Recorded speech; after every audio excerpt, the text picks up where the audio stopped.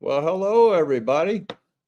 Hi, folks. Let me just shut this down over here real quick. Can you all hear us okay?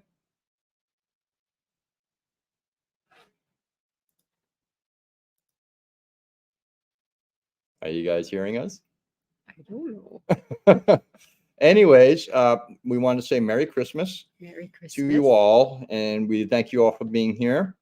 And we have a few people we're going to be bringing up on here. So let's bring up the first person here. Hey, and I think you all know who she is. Yay, hello. Rob. Hey, Sarah. Thanks for having me.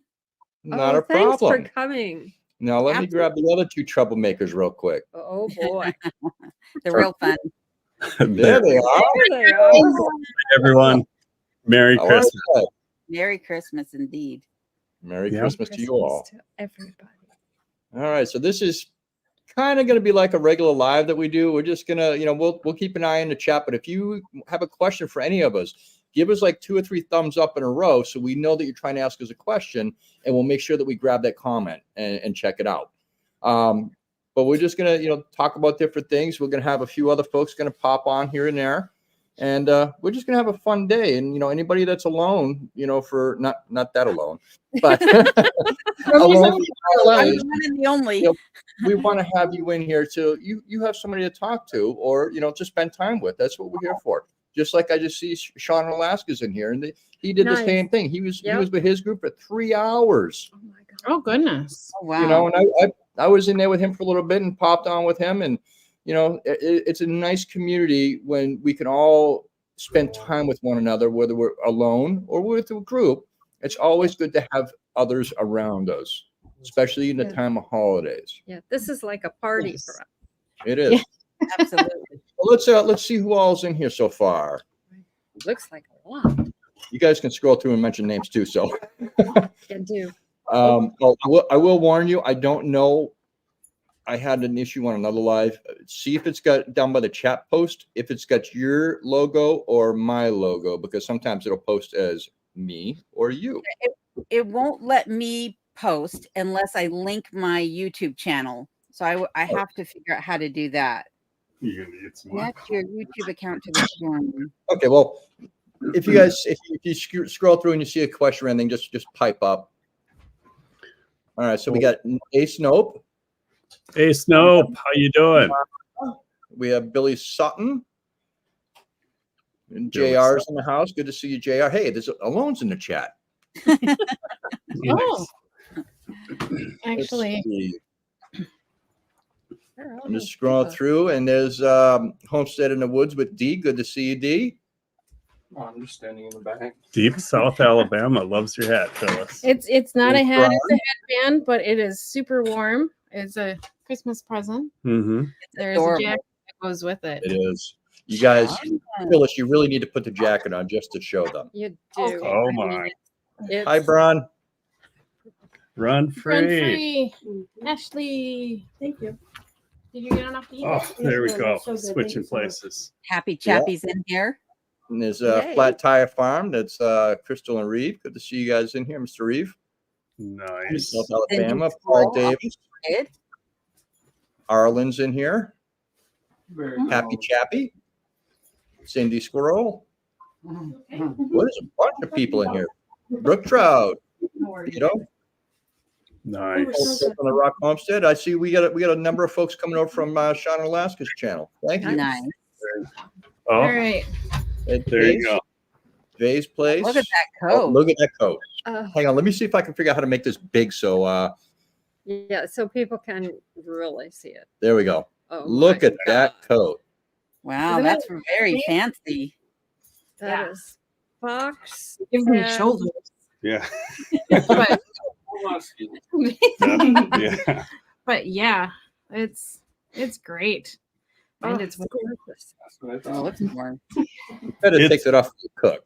Yeah. I don't know if it's I don't really want to wear it in the kitchen. no. No. Oh, God, no. No. Gorgeous. There we go. It's Fox and what? Mink. It's a silver fox and mink. Silver Fox. and mink. Beautiful. That is beautiful. Silver Fox is one of my favorite furs. Mink is nothing to sneeze at. I think your hat that I got you 2 years ago is Silver a silver fox. Yeah. Mhm. And for the Alaska cut the cord people that keep harassing me about the union suit, I went ahead and got one of those for Christmas as well. Hang on, Adam, hang on. Let me make you big. Okay, There go you ahead. Do it again. No, I've got the full out union suit with the flapper. So I see a snow machine video in my future here. oh, oh, What a riot. wow. What a riot. Oh, no. Holy cow. Sorry, I'm still laughing. Hey, Christine from Gillen Farms. Ashley, Please hear Dusty that's Bottom good. Boys. Yeah, Good to see you all in here. On to it, Ozzy. Good to see you. I like if you- Dusty's comment. Did you see that? Dusty says, we can see who makes that YouTube money. Oh, Yeah. right. Yeah, it's right here in the union suit. Mhm. Oh, Yeah. my. Adam could stay and I did a real job too. Yes, he Right. does. Yeah. Oh, God. All right. So, like I said before, if you guys have questions, give it a couple thumbs up as you're making the comments so we know who has a question or anything like that, or if you just want to make a statement that you want read aloud. So, Alone, tell us about some of the normal Christmas traditions you've had in the past. Oh my. It's TM. Yeah, TMI. No. Yeah, like I wasn't prepared for that question. So this is a rough one. Yeah. Being alone, I haven't celebrated Christmas in years, to be honest with you. But as a kid, you do the traditional get up early and open up gifts. So we would always go to my grandparents' house Christmas Eve, open up gifts there, have a prime rib dinner, and then go home and the next morning get up and open up gifts again at my parents' house in the morning. But I was always the guilty one for wanting to know what was behind the tree that I didn't know about.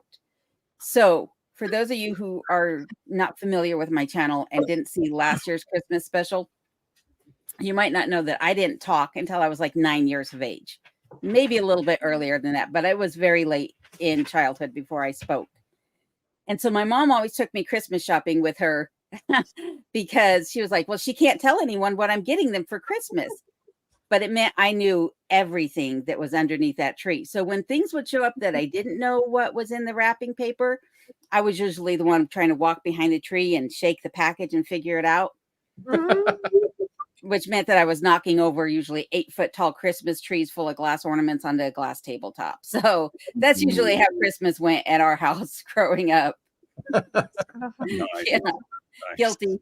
All right. Let me see here. Happy Chappy says, hey, I know it's not Christmas question, but whilst I have you guys, are there pricklies? Prickle? Is that what it says? Pricklies? It's small on my screen. I need to get a monitor. In Alaska, are you talking about like porcupines? If so, like, No, Burdock. I think she's talking like burdocks. What we do have, which is particularly awful, is a Devil's Club. yes. Yeah, Those are and you fun. definitely want to stay away from that. But we don't have a ton. There's a ton of wild rose bushes out here, and they've got tons of thorns on them, just like they would if they were domesticated. Right. So yeah, we do. I wouldn't wear this union suit out in the woods if that's what you do. You would be snagged up something fierce. Pretty Yes. Yep. You know, And I see Go for it. Robert's question there. My foot is healing. I'm hoping to take the boot off later this week and give it a go. But we'll just have to see how that goes. Good right. luck with that. Yeah. Now like, going back to the Devil's Club, it's what's weird about the Devil's Club is it's not just the stalk that has spikes on it that hurt you. It's also the undersides of the leaves. Yep. Mhm. Yep. I'm a lucky person because I'm 1 in a million. Doesn't bother. I can walk up and grab it and it doesn't affect me. Well, and the other thing is that where I live, I don't have a lot of the same plants of flora that you guys have on your side of the state. I don't have Devil's Club. I don't have hogweed like you see, which is very beautiful, even though it's invasive and truly a weed. I don't have the ferns that you guys have, or a lot of the berries that you guys have. So this part of Alaska is very different than where you guys reside for sure in plant matter. Mhm. Right. We have raspberries and they have prickers. Yeah. They're not. but They're also not native here. Native, but the blueberries are have prickly stems as well. You're looking at the wrong blueberries. No blueberries here. No. I find them kind of. Well, Are they hairy and the little hairs get in your skin and irritate? it might be what it maybe. is. Because I know I have problems with some plants on that. Yeah, I'm Yeah. allergic to everything that grows in Florida and almost nothing that bothers me that grows up here. Yeah, she's been pretty good. Really, really lucky here. So Milo, go ahead, Adam. Oh, I just see a neat one coming up here. Lipstick Lodge. I love the name. Over Yep. from Alaska show. That's awesome. Yeah. Milo, we are north of Talkeetna. Adam and Phyllis are in the Willow area, and alone we're Copper River Basin. Upper River Basin. Yep. Yeah. So I'm out by Wrangell St. Elias National Park. I was just gonna say that narrows it down to about 1,000 square miles. Yeah. I always say when people ask how much land do I own, I always say 15 million and 5 acres. Right. Nice. Yeah. Nice. Yeah. All the way to Canada. Yeah. And beyond. And Beyond. beyond. Yeah, because there's a national park that backs up to the national park that I back up to. So Oh wow. Oh, okay. Oh my. Yeah. That's just amazing. Hello, Grace. Hello, Amy Curry. Hello, Clint. Good to see you guys Yeah. in here. John Hogan. Hello. Merry Christmas to you. Hey, Yay, Hogan. Merry Christmas. Good to see you, John. I haven't seen you come in yet. I'm still further up with the looking for thumbs like this. Oh, Happy Chappy. When I'm walking the dogs, they always get prickles that one. in their yeah. In I don't their think you really have paws. to worry, but there are some stuff like that up here, but I don't think it's as bad as it is in California, unless Someone- alone. What's it called? yeah, I'm wondering if she's getting goat head stickers in the Yeah. dog. Goat head. That's what we were just talking about. Yeah, Yeah. they look like a little kid's jacks, except they're made out Yeah. of spikes all the way around. And if you just touch them, they stick right in your They skin. look like this. Yeah. They're shaped like this. So they have one on the bottom and 2 on the top, and they stick up like this. So when the dog steps on them, they go right into the paw, or they'll get in the bottom of your tennis shoe. And if you have a kid on a thin sole tennis shoe, they'll go right in your foot. They're the worst. I thought you were going to do something with Metallica there for a second. I see a lone. You would never know it, but I did go to a Metallica concert when I was younger, and I did not fit in. I had very short hair at the time, did not fit in at all. And, doing the whole head banging and, throwing the hands up and everything. There was a poor girl behind me that her rhythm and my rhythm did not jive. So every time I went back, she was going down. So she kept getting hit in the head. Oh no. After that girl. Ouch.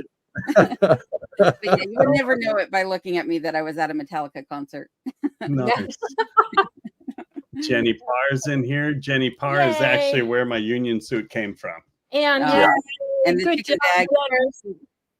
And your chicken pulse. I love that. yes. Monica, we're cooking a duck later. Adam and Phyllis, what are you cooking today? We did corned beef, corn brisket, and with all the fixings, the cabbage and carrots and potatoes, and we have cornbread with honey butter. Nice. And- What about you, Lauren? Whatever sounds good when I go down and look in the pantry. Mhm. I don't have anything special planned by any means. I'll go down there and just open the freezers and see what stands out. There's nothing wrong with that. Nope. Not at all. Mm-hmm. Oh, let's see. Let's see. JR. Adam, is that fur coat for a dinner date at the Fancy French restaurant downtown Willow? Wow. Absolutely. No. I think actually probably the first place she'll wear it is at the Willow Carnival, because sometimes, depending on the year, it could be 10 below for the whole carnival. So I think she's going to be rocking that for that. I am hoping that I make it out there for that, by the way, guys. Oh, I hope you do. great. Yeah. Yeah, because we got Matt AK. Yep. Nice. Yeah. In possibly enigmatic Gretchen, and E.G. wife might make it as well. Yeah. Oh yeah, I still gotta send them an email. Now we're hoping that when Matt comes up, Adam and Phyllis are gonna be able to come up here on the train and hang out for a couple hours to go back south on the afternoon train. So you're also more than welcome to come up to Alone. And Kenai is perfect. welcome. Kenai is Perfect. welcome. Awesome. Nice. Yep. Yeah, I think we'd have a dog sitter. So Yeah, I might, depending upon when it is, I might be able to get a dog sitter too. That would probably be best because then I don't have to worry about him. You Right. know? Yeah. No, that's super cool. Let's see. I'm just scrolling through. So we already asked Alone the question, Adam. So what about you guys? Any fun traditions or anything like that? No, a lot of times what we would do, at least for me growing up, it would always go to the grandparents, and we would always make homemade ice cream, because they lived on a farm. So that was part of it. And then at night we would be snow machining until midnight out in the Nice. field. And we'd have little special made trailers that we made out of Model A front bumpers for the skids. And you could pile like 6 kids in there with a bunch of cushions, and we'd do that every Christmas. That was fun. yeah, Very and we would go to my grandmother's and open gifts and stuff, and then sit and watch MASH. Nice. MASH is awesome. And again, if I'm missing any questions anybody's asking, make sure you ask again, give thumbs up so we know that you're asking a question. So I want to know what your traditions were, Rob and Sarah. Well, I'll let you go first, Sarah. Oh, well, I lived in a family. It was a three family farm. My grandpa, my dad, and my uncle ran it. And part of my childhood, my grandparents lived in the other half of the house we lived in, and the rest of my older childhood, my uncle and aunt lived there, and my cousins. So all the extended family would meet either mostly at my house and my side, and then sometimes at my grandma's house, a lot of times at my grandma's house. And we would just eat and eat and eat and play. And that was it. Presents, lots of presents. And for us, we always had huge family gatherings. Yeah, it was My always. mom's side is Portuguese, and there's a large family amount. And any given time, especially at Christmas, we could have anywhere from 10 to 40 people at our house. 40 is a lot. And our farmhouse was originally built in 1600s, then built the way it looks now in the 1700s. So the rooms weren't very big. So we'd all pack in there. But in the warmer months, we just do it outside. But Christmas was always fun. We'd all went out playing football, stuff like that outside, or watching football on TV. Most of the time it was outside. We were that you're outside. Kids would be seen, not heard. Right. Mhm. Right. Oh, Mountain Mariners in here. Awesome. Welcome, Ed. Hey, Hi, Ed. Ed. Good to see you. Heck yeah. Good to see you in here, Ira. How are you and Mom doing? I hope you guys are doing well. Yes, Yep. I hope so.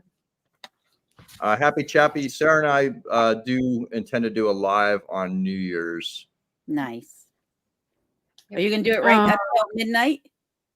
Probably not. Oh dear. Oh, wow. You got like 4 people in there.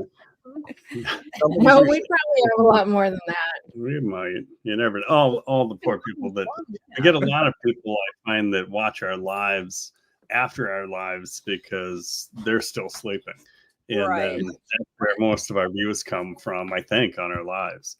But yeah, we should do a later one. I know you used to do that alone. You had like a Saturday night one. Yeah, I used to do a Saturday night one starting at like 10 or 11 o'clock my time and running till 1 or 2 o'clock in the morning and stuff. And that caught a lot of people in Australia, New Zealand, and places like that. So it was good. I actually like doing those really late night ones because you get a whole different audience. So Mhm. Yeah, you Yeah. do. Crazy fire. I see Clint here. Hey, Yeah. Clint. Awesome. Hello, Clint. Good to have you in here. Something about Man. taking you to Molly Hatchet concert. Ooh. Oh my goodness, Molly Hatchet. Oh, So one Christmas, I wanted, I was trying to be a good girl, and I wanted an Andy Gibb record of all things. I was like dead set on getting this Andy Gibb record, and my mom said, not going to happen, not going to happen. But what's funny about that is that same year, my sister got a Kiss album, a Molly Hatchet album, and the band just escaped me, but it was somebody else like that. And I could never understand that. I was like, and my parents were not hard rockers by any means. My parents were very straight-laced individuals.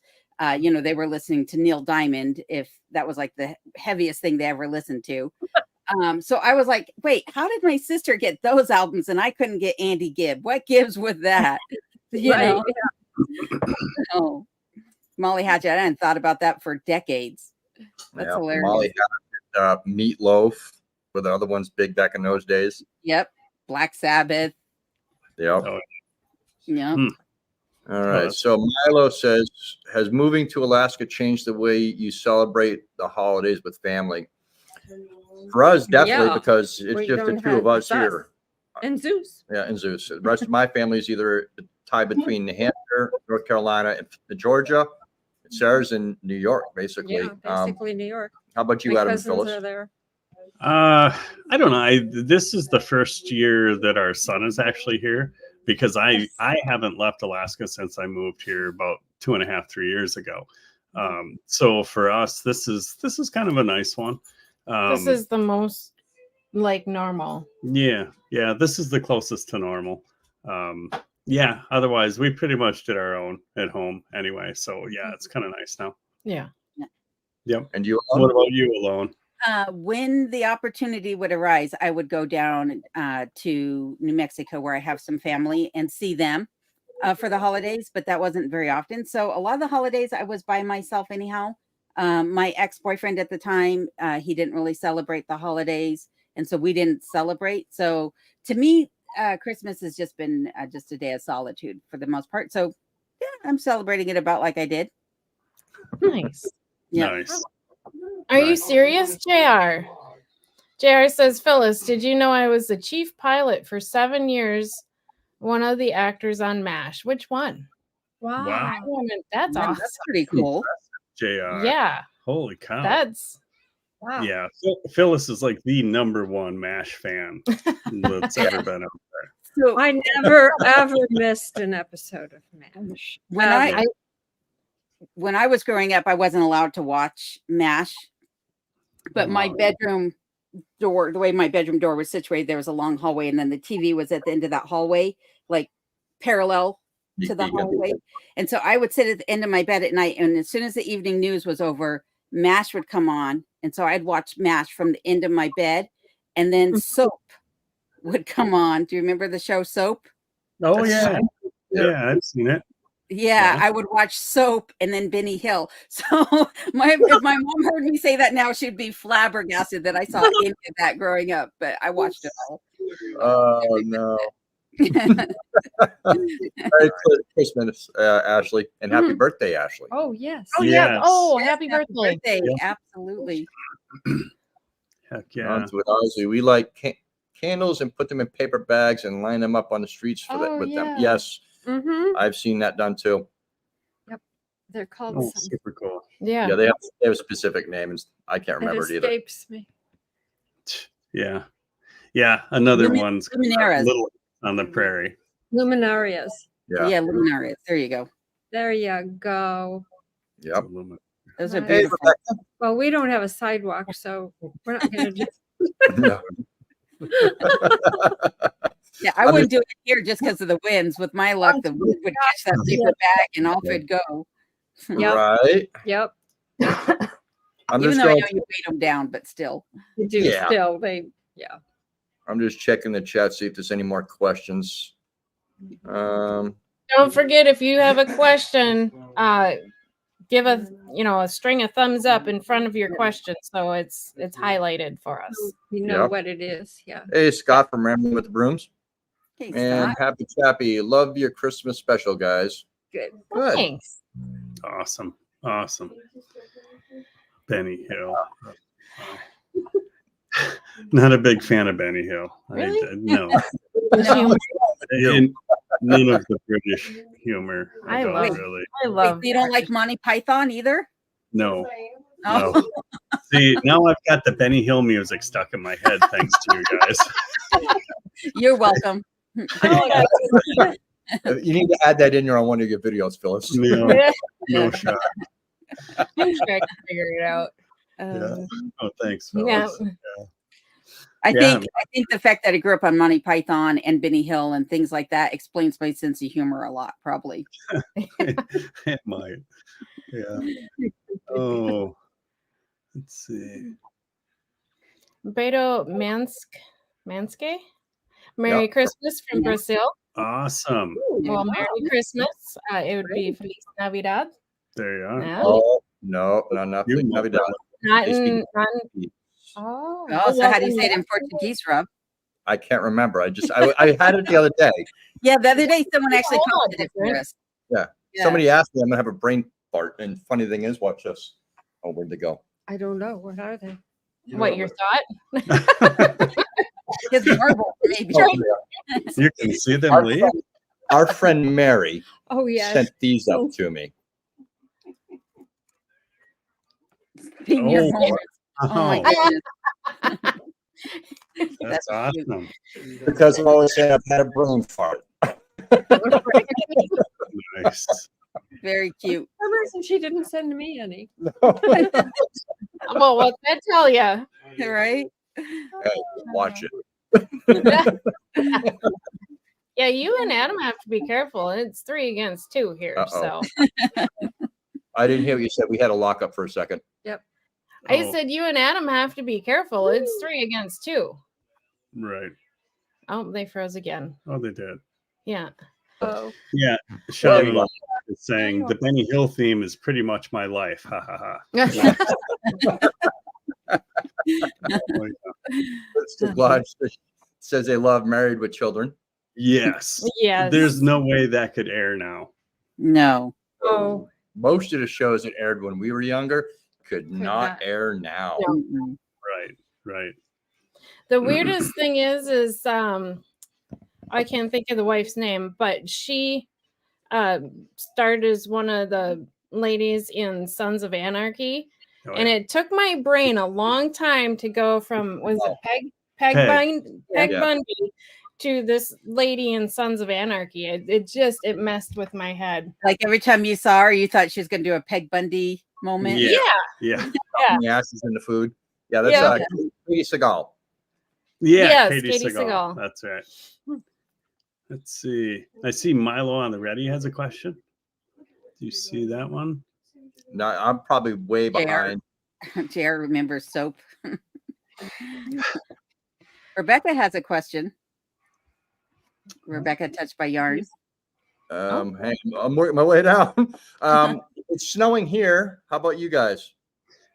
This morning we got about 1.5 inches of snow. Yesterday we got about 6 inches of snow in about 3 hours.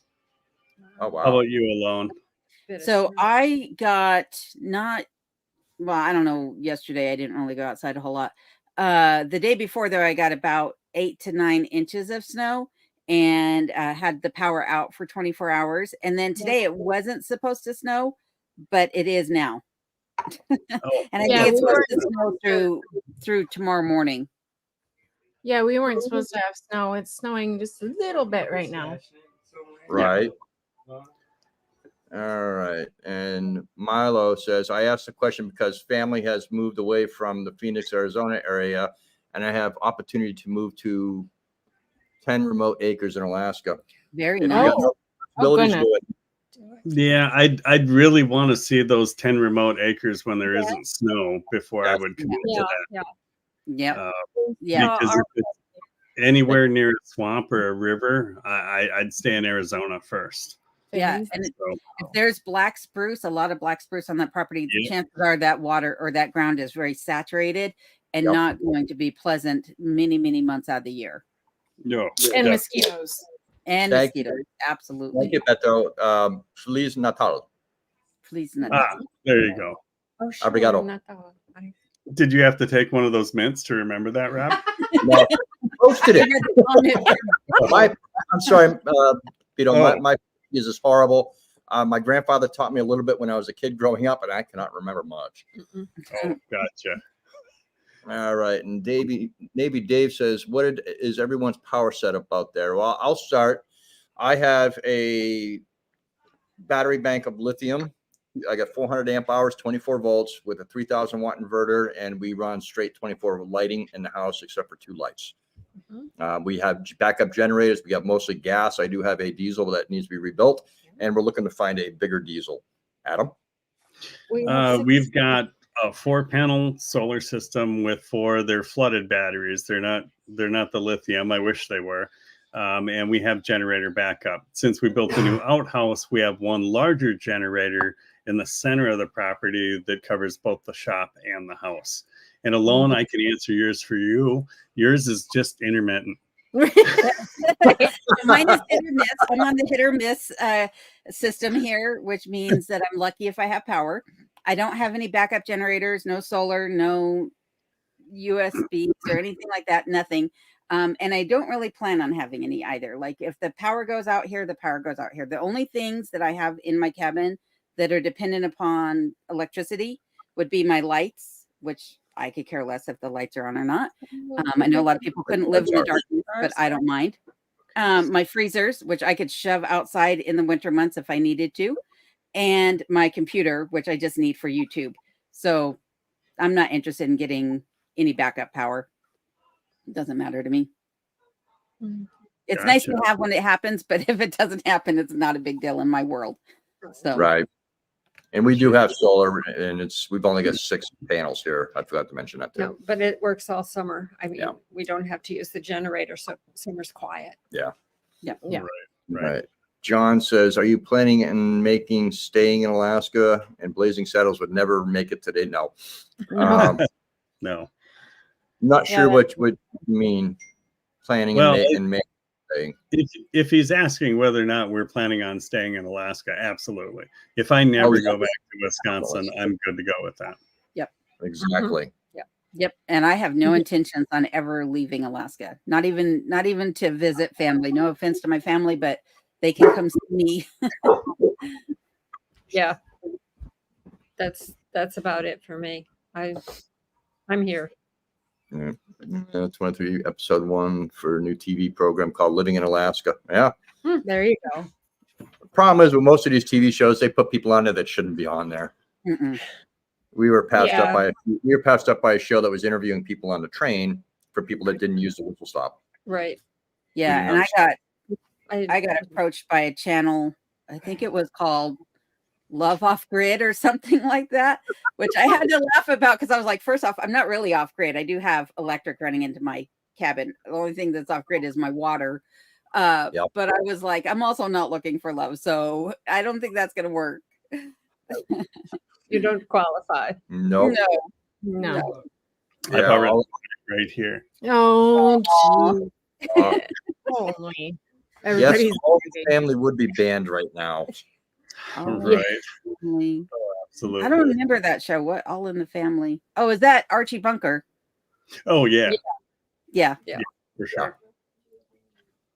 What are you drinking, Phyllis? Salted caramel. Oh, is that new stuff you were telling me about, Adam?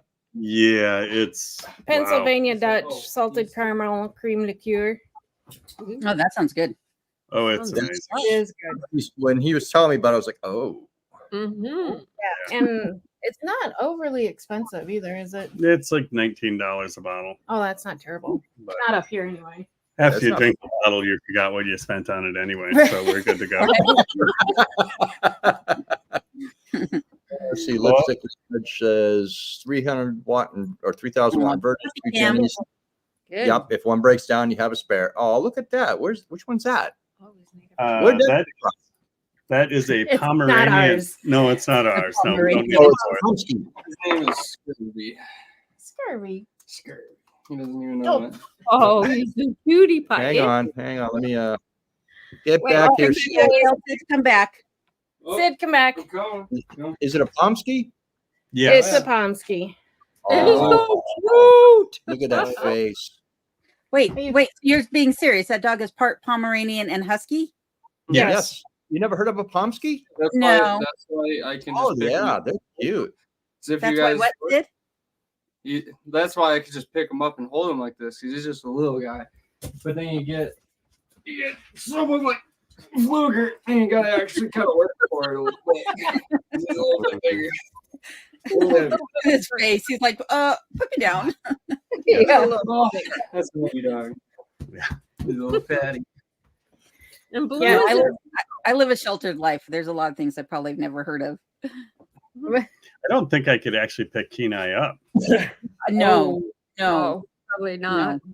no. He, I though can't he's lost weight. He's lost weight since moving up here. When we, Really? I had to get a vet visit before I could bring him up here because I had to get all his papers and all of that taken care of. And at that time, he weighed 120 pounds. And right now, I think he probably weighs about 110, maybe 105 pounds, but he's still a big boy. Oh, Yeah. yeah. So, Yeah. Yeah. Yeah, and when I moved up here and I brought the 2 German Shepherds with me through Canada, all I had was expired vaccination papers under somebody else's name. And they were just like, oh, these are your dogs? I'm like, I guess, yeah. I'm like, oh, okay, cool. Yeah, I don't think they even asked for Kenai's papers at all. So I probably could have skipped the whole thing, but I figured I didn't want any chances. So I made sure he had his vaccinations and had his vet visit, and everything. But Yeah, we had everything Zeus needed because We had to have he it all was done flying. in Seattle to Yeah, fly him up he here was from flying. Seattle. yeah, flying. Yeah. But the Wow. other thing, we kind of figured it's going to be rough to get him to a vet for any kind of checkups and things. Oh, really? So It's a ordeal. it's All right, AK Dog Mom. For those of us working to move to Alaska, looking back, what if anything would you have done differently moving to Alaska yourself? Well, for us, I would not have sold my work trailer, and I would have loaded with Right, everything else that packed I it should have full. brought up here that I wish I would have brought up here. Yep. Power tools, my table saw. Couple of pieces of furniture some that I made. Sarah's nice, she had some tin clad furniture that was stunning. Things nickel. like that. Power tools, the trailer itself. I mean, right now I'd be doing what Adam's doing, building an adventure trailer out of it. Yeah, and I probably would have added more books too because I left a We ton both of books, left a a lot of lot books. of books gone, How about, and I haven't replaced any. Yeah. Hardly any. how about you, Alone? What would you do? Well, I would have rented a U-Haul and put all of my worldly possessions in that U-Haul and towed a vehicle behind it when I came up, as opposed to doing it the way I did, which is I filled my vehicle with as much as I could, lived on that for a year, and then paid for my son to drive up a U-Haul and paid for him and his passenger to have a ferry ride through the Gulf of Alaska up here. And that cost me double pretty much what it would have cost if I just rented the U-Haul and did it myself. Wow. Oh my! So we never close to U-Haul. We brought the truck. We did do the ferry. We couldn't fly, or we couldn't come with the ferry that you could leave a dog in the truck because it was too long for him to stay in the truck by himself. Yeah, Kenai was, It was just not going to work. Kenai So was in the truck the entire time for those 5 days. And you're only allowed 4 times a day, 15 minutes each time to go down. And then like with Kenai, he's not dog friendly. And all the dogs have to commune in the same area in that 15 minutes to do their business. That must have been horribly hard for him. It wasn't hard for him necessarily. He was like, I'm getting out of the car. I'm excited. Other than that, he just slept. But the hard part is like, because he's so big and I'm so little, I could barely control him. And even though I had him muzzled, people would see this dog and they would be like, oh, let's go say hi to that dog with their dog. Do it. Hold him back and say, he's not friendly. Please don't do that. Right. Yeah. But yeah, if I did it differently, I would pay to bring it all up at once as opposed to 2 separate trips. Right. Good to see you in here, Gary. Check out the cost for shipping is one of the things that we would have done. Yeah, there are companies out there you can get good deals with for shipping up. Yes. If you And- shop around. Like when my mom went back south, it cost her Oh yeah. half Mm-hmm. with the company that I finally found, and he would have done it for the same price coming north. Yep. But one thing to be aware of too is depending upon where you're moving in Alaska, there are certain companies, depending upon what mover you're planning on using. Even some of the big name companies up here will not travel on all the roads in Alaska. And if you're coming up here to look at land, make sure that you're choosing a rental car company. If you're going to be, flying up and then getting a rental car, make sure you choose a rental car company that'll allow you to take that rental car on dirt roads if the land you're looking at is not on a paved road. Because that is something, that I had to deal with. I don't live on a paved road, and most of the companies won't deliver to the road that I live on. In fact, there's no FedEx or UPS or anything like that where I live. Yeah, I'm pretty sure that the last time we came up here on vacation, we rented a Toyota 4Runner, and you weren't supposed to go on any dirt roads. So we went ahead and took it to the Arctic Circle and just to test that theory. And we were able, we took it. We it did just fine. But you also have to, one thing we noticed is we had this 4Runner, and I noticed it didn't steer quite right, So I get to looking at it right at the entrance to the haul road to go to the Arctic Circle. And I looked at both front tires had never been rotated, and they were completely bald on the inside. So I said, I'm like, I don't think this is a good idea. And Phyllis says, oh, well, it was on my bucket list. I guess we won't do it. I'm like, well, I guess I'll learn how to change a tire on the haul road then. So for it. So I'm glad we went. It was worth it. Good. So back to the same question, Adam. What about you and Phyllis? What would you have changed or done differently?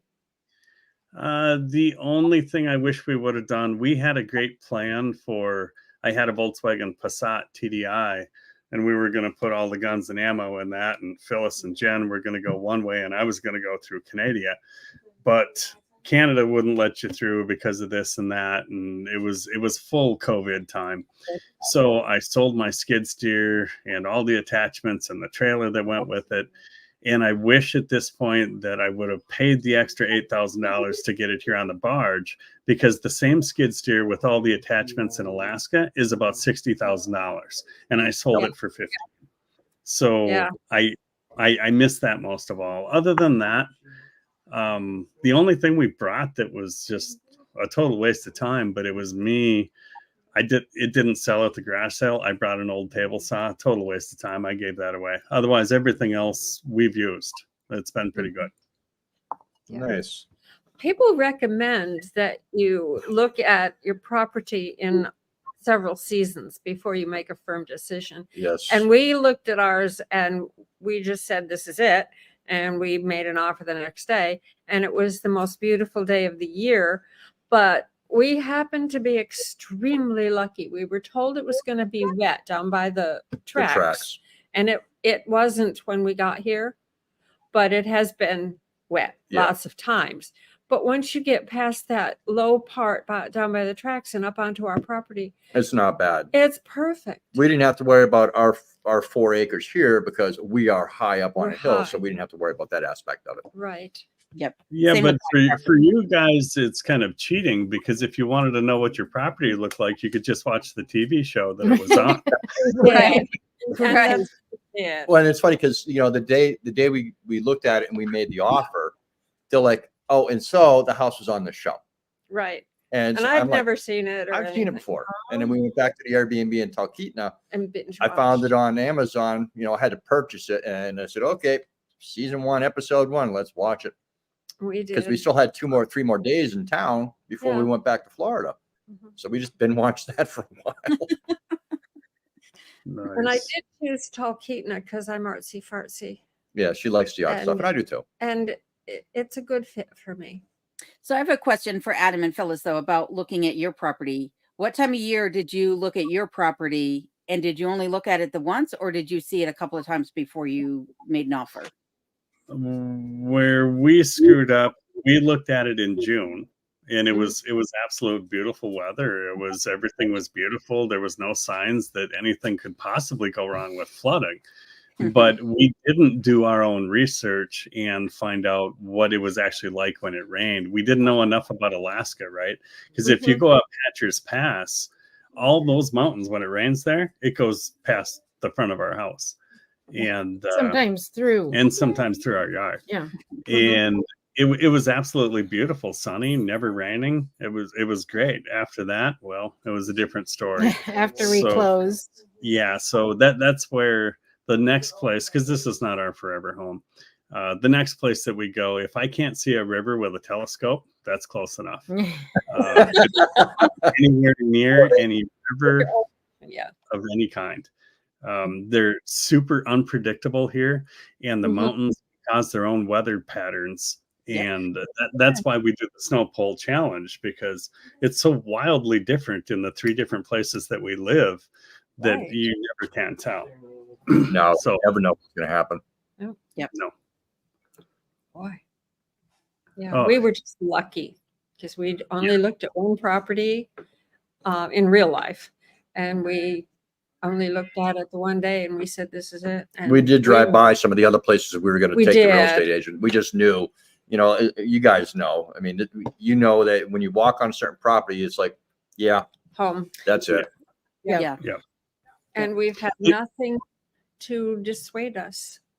Good. Yeah. No, a big part of our decision was it was close to where we were staying, and we had the cash to just buy it outright. Yeah. So I didn't have to go through banks or do any of that, because the difficulty is I didn't have a job when we moved up here. Phyllis didn't have a job. So you're going to go to the bank and tell them what? You hope to be making $100,000 a year? That's not going to work. So this place we can just write a check for it. Yeah. Right. And that's how mine was too. I bought mine with cash from the sale of my home in Colorado. But one other thing about coming through Canada, because a lot of us came up here during the COVID era, and at that time, Canada wasn't letting you into Alaska just for a visit. You had to have business in Alaska. And if you were saying, I'm moving to Alaska, you already had to have documentation of your home, and you had to have documentation of employment in Alaska, or they were not going to let you into their country to get into Alaska. So the fact that while I had employment in Colorado and I had my home here, had I come through Canada, there's no guarantee that I would have gotten allowed into their country to get here. And then you only had 5 days to get through their country, and you couldn't camp, you couldn't stop, you couldn't do this, you couldn't do that. So, it's just something to take into consideration for anybody who's planning on coming through Canada, is even though Canada has been a very friendly nation to the United States and has had very lenient open border policies with the United States, it isn't always that way. And you need to be aware of what their regulations are. One of the reasons I didn't come through Canada is because I was carrying firearms with me, and I didn't want to declare every firearm that I had. Nope. Don't blame you. Yeah. I would have been arrested at the border if I declared every firearm that I have. So yes, same here. I thought I was a terrorist. They would have been like, that's too many guns for one person. Yeah, that wouldn't have worked. Milo asked you a question. What should you consider with bringing Milo the dog to Alaska? Make sure he's up on his vet meds or his vet checks and stuff like that. Make sure he's just in good health. But I mean, if you like snow, you won't have a problem. Zeus never seen snow. His first snow, I actually had to literally chase him off the porch so he'd go potty. Now we can't keep him out of it. Oh, jumping and leaping. He's good. I want to comment on one here that's coming up. I know it's a little early, but before it gets out of sight, out of mind, Deep South Alabama is asking, Alaska will school you real quick. All my research was almost meaningless when I got there and started looking. Took me 2 years to finally get something. 100% right. We had watched YouTube channels. I mean, we had watched all of the big ones. We had watched all the TV shows, and none of them addressed, oh, by the way, rivers flood and overflow their banks just on a whim. If I'd have had any idea, we wouldn't have ended up here.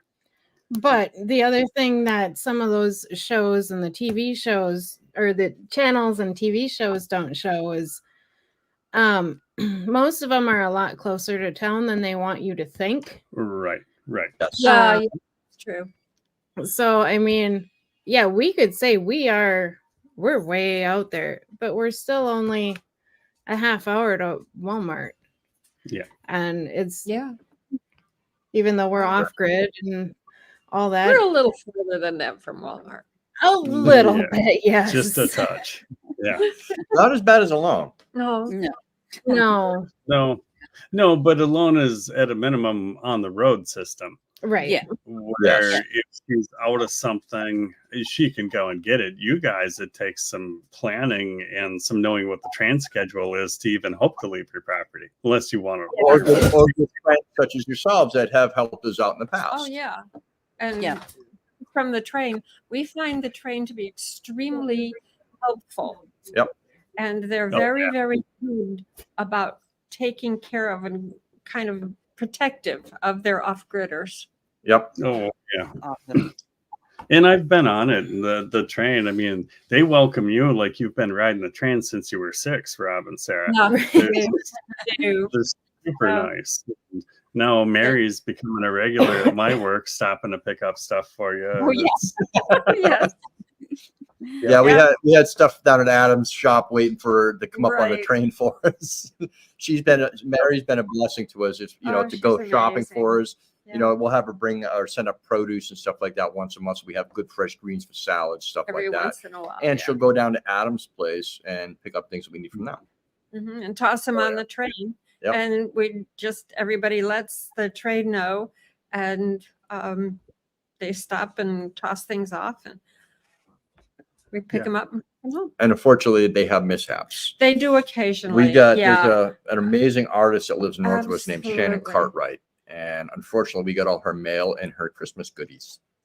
She says, "Put them in your fridge and don't eat them. Yeah, she's like, don't you touch my Don't you cookies." eat my cookies." So I said, no, I won't eat them, but I will add to them. There you So go. There I'll you bake go. some stuff up next Friday and send it up Send to it on up. her. Enigmatic Gwitchin also said that Walmart is 150 miles by air from them. But on a Wow. positive note, that means that so is Taco Bell, Gary. So Here we go. Oh, And to go back to Happy Chappie's comment that you had up on the screen. She's asking about an allergy I have to onions. And the answer is no, I cannot eat the crispy fried shallots or onions or anything like that. I can have green onions in moderation and leeks in moderation because it's actually a sensitivity to the sulfides. So no red wine because sulfides, no Oh, grapes yeah. because of sulfides, no Yeah. onions or, chives or things like that. So Yep. KT says, as far as your housing, would you do it differently and your choices? Do you love whether you are instead intend to move to your dream house, Alaska house? We're extremely satisfied where we're at. That's why we're Extremely. adding more to the property here, and we intend to purchase more land around us. We do not have anybody that is around us full time except for about 3 miles away. Mhm. How about you, Alon? I love where I'm at. This is my forever home. And I'm the same way. I don't have anybody within miles of me. And I'm very happy with where I'm at. And yeah, no issues here whatsoever. I don't plan on moving anytime soon. Adam? Phyllis? yeah, for us, we're not in our forever home. Right. I will admit that. While we do love our place and we have made tons of improvements here, that's just necessary to live here. I want to build. I want to build my own. I kind of have some ideas, either a container house or a really large A-frame that would take care of the load for us. Yep. So Yeah. not our forever home. Yeah. Mhm. Yep. And I agree with what Sean says on the screen about breakup and fall are huge times to look at property. Yes. One of the properties that I really had my heart set on when I was looking for land out here, the real estate agent said, I will not sell it to you. Absolutely not going to happen. I thought he was just like saying, lady, you're crazy because you're going to be by yourself out in the middle of nowhere. But when I came out to look at this property, I went to look at that property first and I couldn't get to it. And it was breakup time, spring. Yep. Everything's breaking apart. There's a lot of mud. The road was flooded. The properties back on that road just happened to be mostly abandoned. And yeah, there was no way I could have lived on that road. So yeah, knowing what you're looking at prior to going to look at it also will help also. Right. Well, that also says something about having a good, reputable real estate agent as well. Because if he didn't care, he would have said, "Yeah, sure, I'll sell it to you. It's your problem now." Yeah, exactly. And a lot of times finding a real estate agent up here from when you're from the lower is very difficult. We had a Right. heck of a time we getting a couldn't real find estate agent to help anybody. us. You know, I got lucky. I was on one of the moving to Alaska Facebook pages, and somebody else was having the same problem. And then this young girl come up and said, "Hey, give me a call. I'll help you." And I said, "Oh no, I'm first." And I called her, and she's like, "Well, when are you guys going to plan on coming up?" "I'll call you back in 10 minutes." Call back in 10 minutes, so we'll be there Saturday. She said, Oh, "Well," nice. "You move quick." I said, "Yeah, we're serious." And she's like, "Good." but we didn't move quick Well, no, We we moved to come up. to come up, but Yeah. we researched. We Oh. looked almost everything for a year. Yeah, I looked for And- 10 years before finally deciding on this property and moving up here. Well, he probably looked longer I've than I been did. I've been but- looking since I was a teenager. Yeah. And Yeah. actually, before Yeah. Sarah and I got together, I was actually in the midst of wanting to buy a piece of property up here in Willow Creek, not Willow, but Willow Creek. I think that's over towards you. Yep. That's me. No, not you, Adam. Oh, by a loan. There's a Willow Creek around here as well. Yes. Okay. Yep. I didn't know that. I actually still have a bunch of the emails saved in my email box from back when I was looking at the properties. Holy cow. Hi, everybody. Those were his- Hey, David. Hey, How are Holy- you? Wonderful. Wow. Awesome. We heard we weren't invited to this live, so we thought I'd crash it anyway. Yeah. Is All right, Angie with Adam. you? introduce your guest, Adam, so everybody knows. This is David and his wife Angie. Is She's she on the here? porch. Yeah. Okay. She's here from Rutherford Roamings. Our Or simple our, life. our Simple Our Life. Simple Life. I'm going to ask you a question. And about Maddie's that. here too. Oh, man. Oh. Oh, you got dogs everywhere. Yeah, we Dogs. have like 15 dogs here today. Yeah. So Dogs outnumber the people today. they do. Oh, awesome. Well, for all of you who have not followed Our Simple Life, definitely give them a shout out. Check them out. They live, what, half hour from here? 45 minutes. 45 minutes. Yep. Yep. And they do some really awesome stuff on their channel as well. Fun. Heck yeah. And they brought us the gift. I don't know if you can see it. With Oh. Awesome. You're welcome to Nate- share with everybody if you want. All right. Occasionally, We'll see state land or government land go up for sale, but it usually is offered up to Alaskans first, and they usually get bought by Alaskans.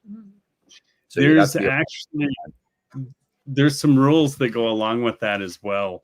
Mhm. There's alaskalandauction.com, and what some of the rules are, Hey. they had people from the lower 48 coming up here and buying land cheap and then holding on to it for a couple years, selling it and making a bunch of money. And they put an absolute stop to that. You have to be a resident of Alaska to do those, but you can actually go to the site over in Palmer, I believe.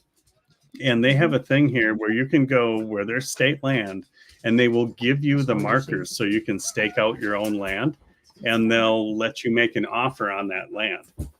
And then Yep. you guys agree on what you're going to pay monthly. And if you miss one payment, they take it back. Yep. So there are some really good websites for getting land in Alaska like that. Because we thought about that too, to buy, there's a stretch behind us. I think I've told you about it, Adam. It's probably about 40 to 60 acres. We'd love to snap up to put an airstrip in. Mm. Oh, for sure. Yeah. Because then I'd have a place to land my plane that I don't have yet, but Right. I'm working on Right. it. Yeah, that's the Yeah. thinking. Um, Heck Clayton, Sarah and I have just over 4 acres, and I'm not sure about Adam and Phyllis or alone total. We have about 3 acres. And I have 15 million and 5. Just kidding. Right. I have 5, I have 5 Yep. acres. Next question's Nice. for you, Alon. Alone, where did you catch the ferry to Alaska from? Bellingham, Washington. So I went from Bellingham to Juneau. I had to disembark in Juneau because there was no cross Gulf straight from Washington to Valdez at that time, or Whittier. And so I disembarked in Juneau for 3 days, camped there, and then came up on another leg to Whittier. Nice. I wouldn't brag about that, Ashley. Trudeau's It's just birthday as an well. hour Prime Minister of Canada.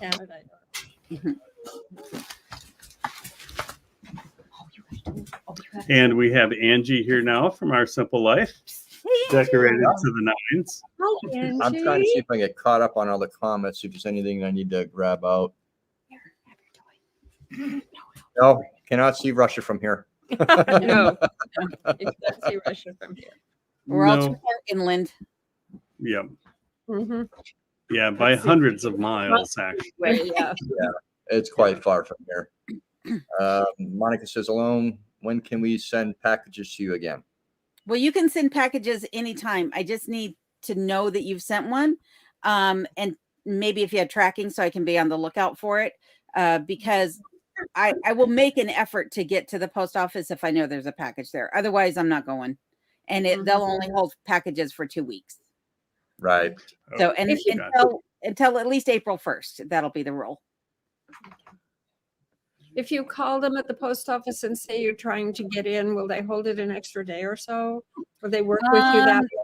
Potentially, but the postmaster general, he doesn't like that. So if he sees a package that's set there for longer than 2 weeks, he makes the gal that runs the post office send it back. Wow. Our place will hold on to it for a month or so. And if we call and say, hey, we can't get to town, they'll hang on to it longer.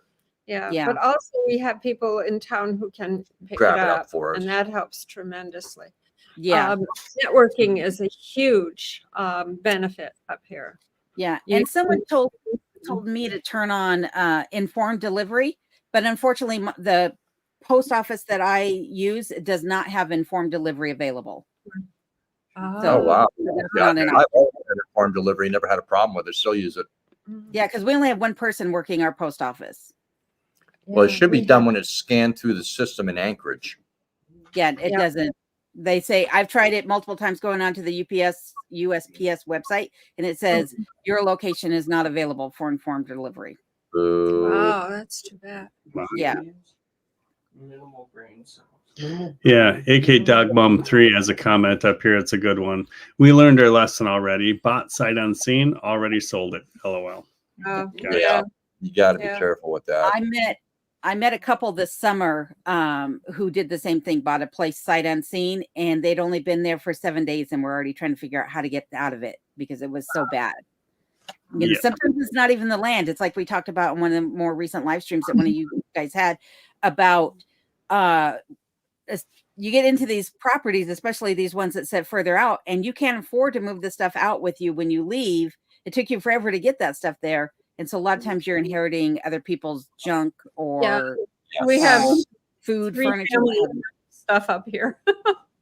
Yeah, you guys especially. Yeah. AFJ the third says, did any of y'all look at the Kenai Peninsula? I did. A little. Oddly enough, lately I have been as well. Oh, you have been lately? Yes. Yeah. Yes.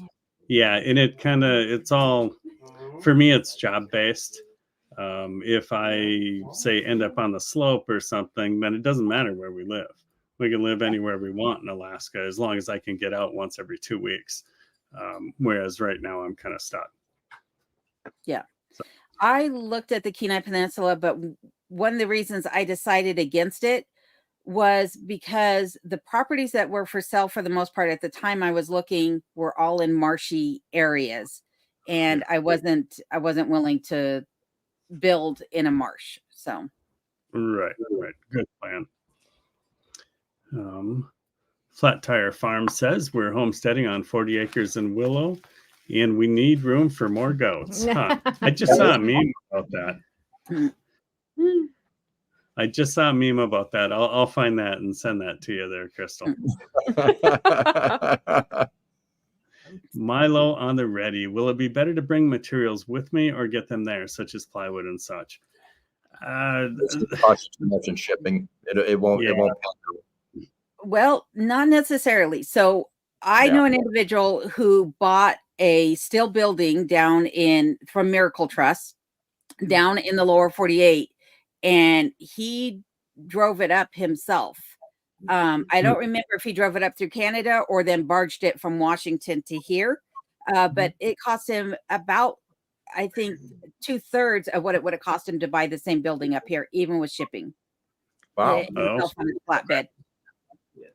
If I would say, to answer that, if you knew like something like that, where it's a complete building package, for sure it'd be cheaper to bring that up with you, especially if you already own the trailer that can haul and handle the weight. But if you were just guessing on what you were going to build and you might bring 80 sheets of plywood, I don't know that you'd really save all that much. And if you don't already have the trailer, which is another 20 grand, I'm not sure if you would save versus actually getting it delivered. Yep. So That's a good point. Yep. And some building materials they're not bad priced up here, but some of them, like steel in particular, like the Pro Rib for roofing, are brutally expensive up here. If you want a 12-foot sheet, it's $75. And it's at least 3 times more than it would be back in Wisconsin. Right. Let's see. Brook Trout won. Sorry, I'm having trouble talking even on this one. Yeah, I'm here listening while making dinner, cleaning the kitchen. Enjoy the lives. Do more listening than chatting. Not a problem. It's good to have you in here. Merry Christmas from all of us. Let's see. What do we got? Where are we at? I think I'm caught up. I'm just sending a message to somebody real quick. Here's Gotcha. one that we haven't heard of. MP. Hi from the Netherlands. Oh, wow. Well, very thank nice. you for joining us on Christmas. Madeline is her name. Oh, there it is. Yep. Great. Madeline, nice. Well, Nice. thanks for joining us. We're Yes. glad to have you here. Yeah, thank you for taking time out of your Christmas day with your family to spend time with us. Yes. We Yeah. appreciate that. That means a lot. Let's see. You, Adam. Has a question for Sarah too. When you get a moment. Okay. John Semra. So where were you originally located in Wisconsin?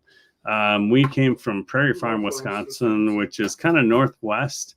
It's actually, if you look at a map, it's due east of Minneapolis by about 2 hours, hour and 45 minutes, depending on how I was driving that day. But yeah, it was definitely rural Alaska or rural Wisconsin. Right. Sorry. Guys? Yeah. Are you headed? Oh, yeah. Okay. Okay. 63. Yeah. All right. So, Curmudge, question for Sarah. Are you currently working on any artistic projects? Thank you and Merry Christmas. I did get some good equipment for resuming paper making for Christmas. I got a shredder so I can shred some high quality manufactured paper. And I got all these wonderful cranes making paper. So, which I had looked for before and couldn't. I know that I can make paper out of fireweed flowers. So I'm going to give it a try with fireweed leaves and also with birch leaves, and start going back to paper. Also, I can use birch. Oh, I froze. And I did make our Christmas Hang on. tree this year. Are we still frozen? Are we still frozen? No, I you know. guys. You're good. Good. Miss Mona's. Miss Alone is frozen solid. Yeah. Yep. It's way out Her power's been out intermittently, so she may be frozen solid. there. Power's on. It's just the screen. Hang on one second. I'm going to remove myself and come back. Okay. Okay. Well, Rob, I'll let you bring me back in after I remove myself from stage. Okay. It took me a while to figure out the different mediums. Still frozen. go work here. So, Hang Hang on. on. but I'm getting busy. Well, good. Oh, very good. Yeah, Yep. no, as far as projects here, we finished up the outhouse project. Well, it's not quite done. We still have interior. Yeah, I've got 2 walls finished inside of that. And it's been constantly working on snow machines and the Overlander trailer. So, yeah, I know. Sid wants to work on more snow machines. That's you drive them one day, work on them for a week. Pretty much. Seems to be the case here lately. But yeah, and my snowblower currently broke.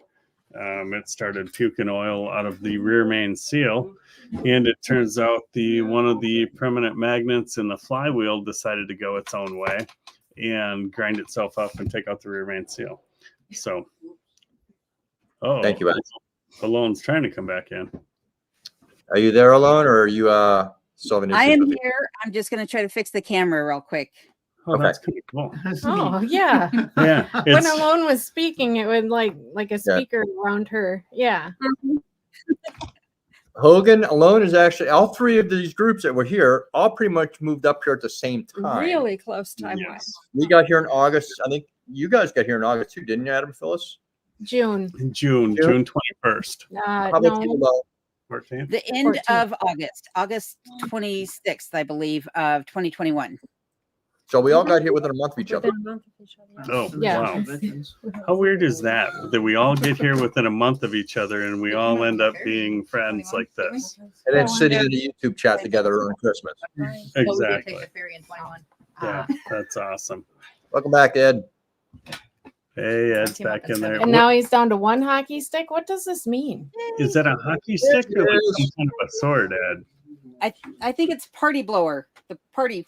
Oh, okay. Oh, Okay, I thought maybe Ed's just really into hockey and he hasn't let us know yet.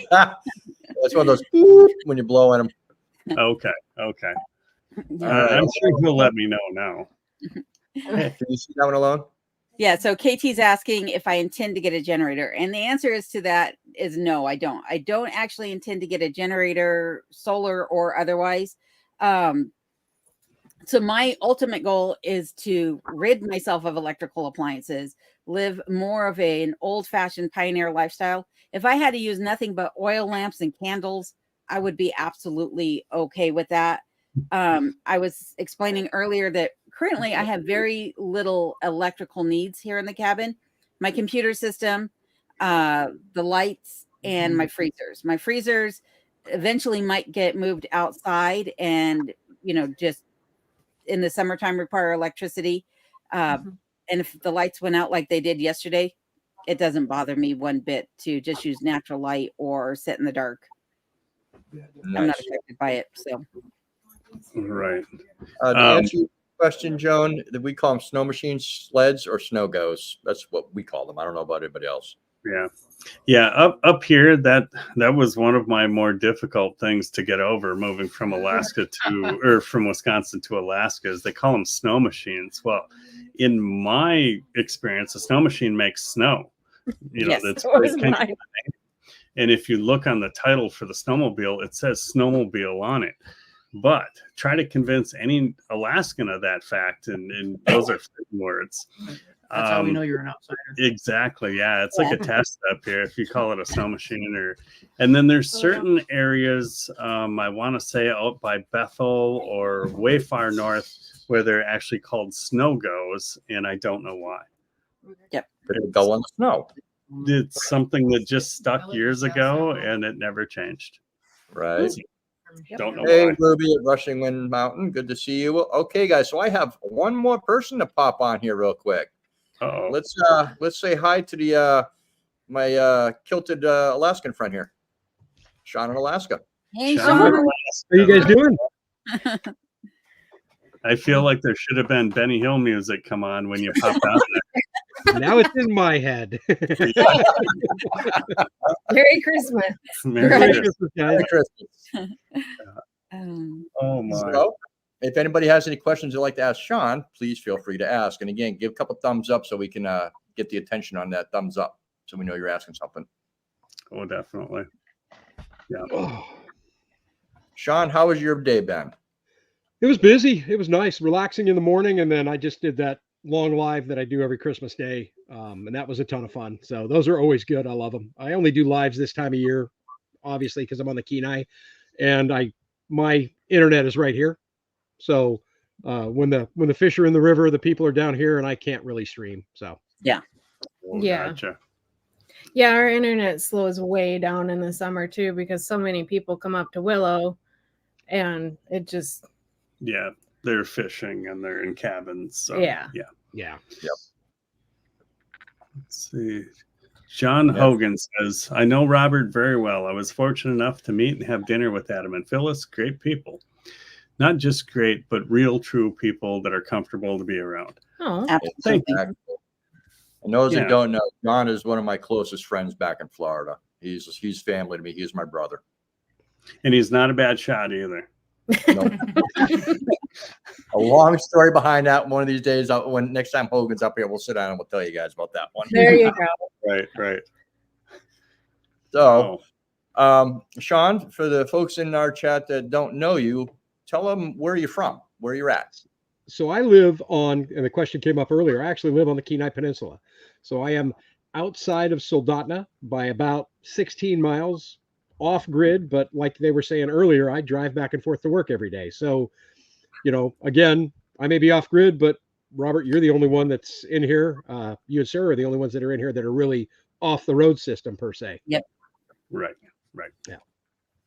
Yep, definitely. Oh, let's see. Want to read that one, Adam? You guys can make your screens bigger than mine. So Yeah. Oh. KT is saying, I'm currently reading the book, A Practical Guide to Off-Grid Living in Alaska by Joe Crocker. Have you read it? And does the book depict reality? I have not read it. I have not either. I have not either. Okay. Huh.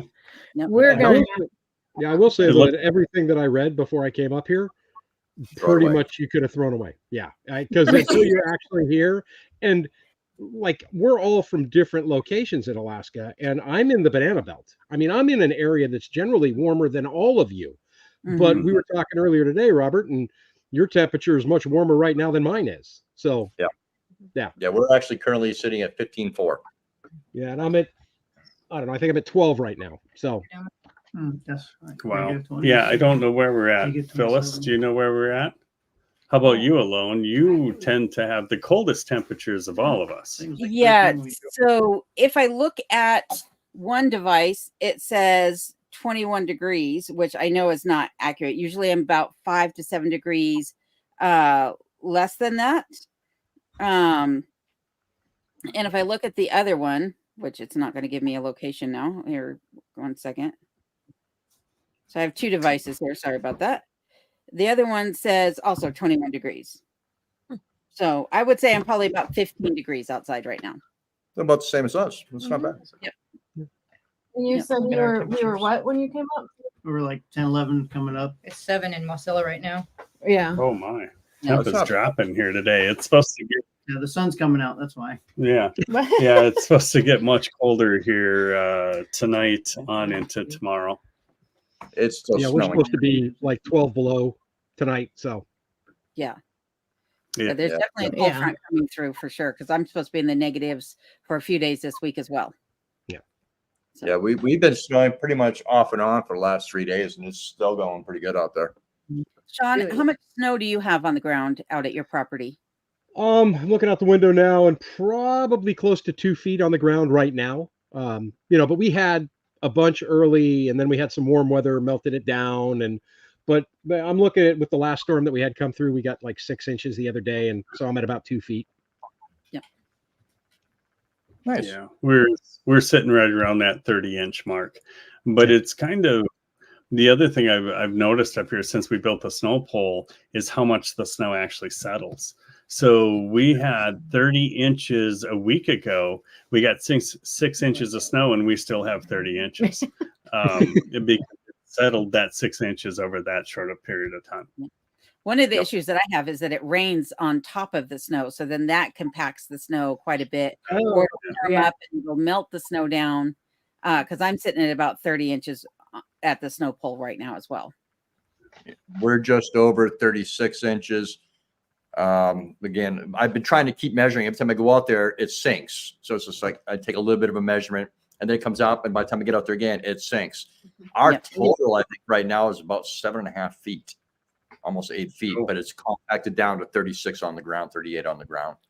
I haven't been doing that good of a job of measuring every snowfall that we get, especially with my foot. It's like I keep thinking I want to film myself walking out to the snow pole because of having the walking boot on, but then I'm like, no, because I have a horrible gait as it is, and then you put that snow boot on there, or the snow boot, the walking boot. It's like watching a sloth try to cross a highway. All right, well, you're excused from having to worry about it then. When are you supposed to be out of your boat? Are you going to be out of it by the Willow Carnival time? I better be. I'm going to try. I'm going to attempt to force myself to take it off by the end of this coming week and walk on it. Anytime I've tried up till now, it's like as soon as my heel hits the ground, there's enough pain there that I just instantly lift my leg. So we'll see if I can do that. If not, I'm going back to the doctors and getting more x-rays. Good. A quick go back to the snow machine question here. Mountain Mariner is saying the penalty for saying snowmobile in Alaska is 6 lashes with a devil's club. So, Rob, I guess you're the only one that's going to survive that. Yeah, that is be holy. oh my. Those that don't know about Devil's Club, what it does is it makes you feel like you're on fire, and your hand will blister at times. It depends on how allergic you are to it. Like I said, I'm lucky; it don't bother me. And the sunshine intensifies the oils and makes everything worse. But on a positive note, everybody sees the name Devil's Club and they know that it hurts like a dickens to touch it. The root has some awesome medicinal values as well. Yes, so it does. It's once you get past the pokey part, the rest of it's actually really good for you. Yep. But up here in Alaska, the one thing, if you're going to be up here, especially off grid, know your flora and fauna, because ask John, he came up here and we were down by the bridges, working on bridges. And I look over and John's playing with his pretty flower. I'm like, no, drop it. He was holding good. Oh my. Yeah. Monkshood is part of the nightshade family and that kills you for sure. I instantly said, hands in the water, wash your hands now, no smoking, no drinking, no nothing until we get back to the house and use some Ivy on you or Dawn to get that oil off you. Because if it goes in your mouth, I can't get you out of here before you're dead. No. But, you know, and I actually got a picture of him holding it. He said, hey, take a picture. I'm like, click. Oh, my God. And then I realized how much monkshood we have around here. Mm-hmm. It is everywhere. And, you know, and Adam has also been up earlier in the year. And I'm like, any monkshood? It hadn't sprouted yet. And now, you know, after John was here, I'm looking around like, oh my God, it's everywhere. Yeah. There's a gentleman around here that died here 2 years ago. He was clearing a path for his garden or to his garden. I think it was Wasilla. And he had grabbed a bunch of it, not thinking of it, just pulling it out of the ground. And he died that day. Yeah. So, it takes 20 milligrams to kill you. Yeah. And that's not a lot. If you're just touching it, your chances are okay. But if you get that sap on you, not good. Yep. We moved here. Modern Homestead, Alaska. I'm a little late, but I made it. Happy to see all the special channels come together on this blessed day. That's awesome. Thank you, thanks Modern for Joining us. So the question that was up previously to that was that they'd been watching Dick Prenneke since they were younger and wanted to know if Dick Prenneke was what influenced us to move to Alaska. How about you, Rob? Actually, no, I was reading books on it, you know, Call the Wild, stuff like that since I was a kid. And it just infatuation with me. Yeah. Yep. How about you, Adam and Phyllis? One winter right after we finished our house build in Wisconsin, like immediately. It was the toughest winter we'd ever seen in Wisconsin. And we watched that and we watched another one and we pretty much made up our minds that day that, hey, we can do this. Why don't we move to Alaska? Our house wasn't even completely finished yet. We were ready to move on and get to Alaska. So yeah, it took, unfortunately, about 3 years for market values to be in the right frame of mind in order for us to sell our house and have the money to move here. but we were patient. We did it. Who was patient? She was patient. I was less patient. Okay, how about Angie and David? Because I know at least one of you is not from Alaska. Well, I'm originally from California, but I've been in Alaska since '96. Angie's been here almost all her life, but I lived a normal lifestyle here, and Dick Prenicky is actually what influenced my modern decision to live this simple lifestyle that I live now. But I've been in Alaska for a long time. But Dick Prenicky's awesome. Yeah. We actually have plans to go visit his cabin. Oh, nice. do you? They actually turned Dick Prenicky's area into a state park, I Yes. believe, and his cabin is still there. You can actually go and visit it. That was at Twin Lakes, I believe. Yes. Yep, Lake Park. Yep. Now, Angie, Sean? you used to come up the tracks when you were a kid, didn't you? Yes, we did. We just would go up and visit on weekends, and Okay. we would call ahead on the radio station and inform our friends. And they would listen on the radio station and send back messages to us, and we would meet up there and walk in to their place off the train. Awesome. Nice. Do you remember what area you were in? I have no idea. I remember the mile marker. No, I could probably ask my dad, and he might know. Yeah, you were little. I was little. It was a couple years ago. It was a short enough distance. He would take the dog team from Talkeetna and drive the dogs out to where we were visiting, and my mom and us kids would take the train. So it couldn't have been too far. That's very cool.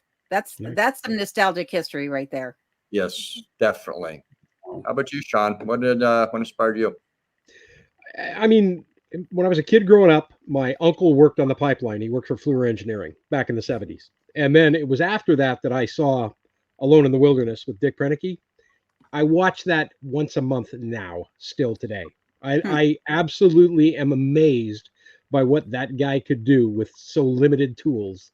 It is mind-blowing to me. So yeah, that was a huge influence on me. And I came up, like I said, I came up from California too. So, I mean, we had nothing like that where I grew up. I was born and raised in San Francisco. So yeah, it was a totally different thing for me, but I've never gotten over that.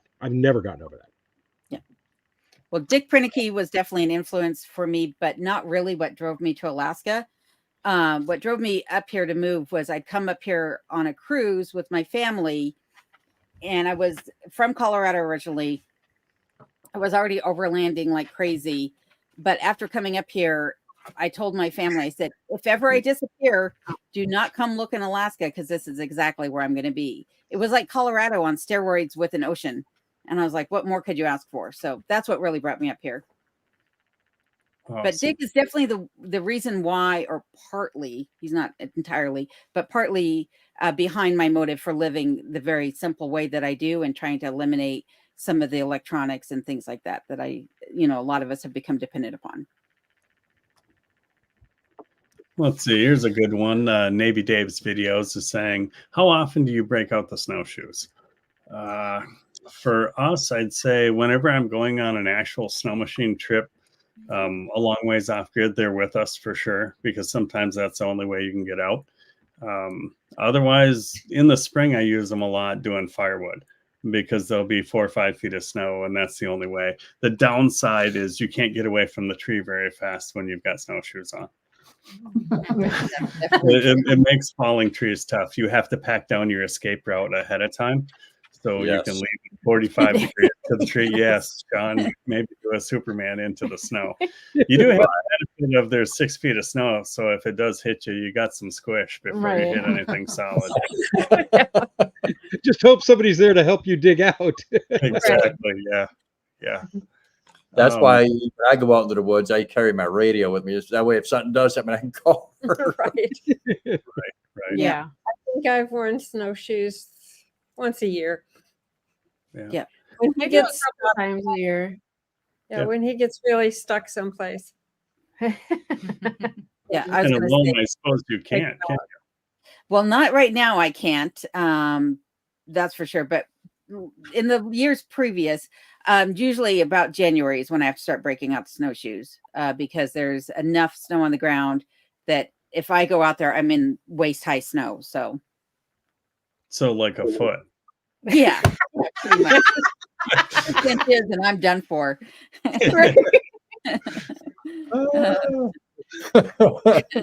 Oh my Don't god. worry, he picks on me for being short too. So Yeah, I'm sure he does. Onto it, Ossie is saying, Dan Andrews, the premier of Victoria, started my obsession with Alaska in lockdown. oh, The one and only positive thing I got from him. Gotcha. Well, it's good to have you in here, Onto it, Ossie. If that's what it took to lead you this direction, then Right. it can't be all bad. right. Heck yeah. And Sean, do you ever have to break out the snowshoes? I don't need them on the property at all because I keep everything pretty cleared here. But I pull them out probably 10 times at least a year because I like to head to some of the remote lakes and do some hiking around there. I'll do a lot of solo hiking, so I'll pull them out for that. But it's there for pleasure as opposed to any work or required need for me. Gotcha. KT, unfortunately, a lot of the larger channels are kind of like that. We like being small. We like being able to be down to earth and approachable. Approachable. Yeah. Yes. And Right. and you know, the other thing is some of these larger channels, they have such a huge audience base that they find it difficult to keep up with their audience, because you can't reply to every comment that they possibly are getting on there. No. And the other thing is, you know, I was talking to an Alaskan homestead, to Brian and Diana, when I first got here to Alaska, and they were talking about Eric and Ariel from Simple Living Alaska, and saying, you know, Eric and Ariel first introduced themselves to them also when they first got here, and over the course of time, they've just gotten busier and busier and busier, and it's just harder and harder to keep in touch. And you know, I definitely understand that. I have a friend that asks me how I was able to do everything I was doing when I was working full time.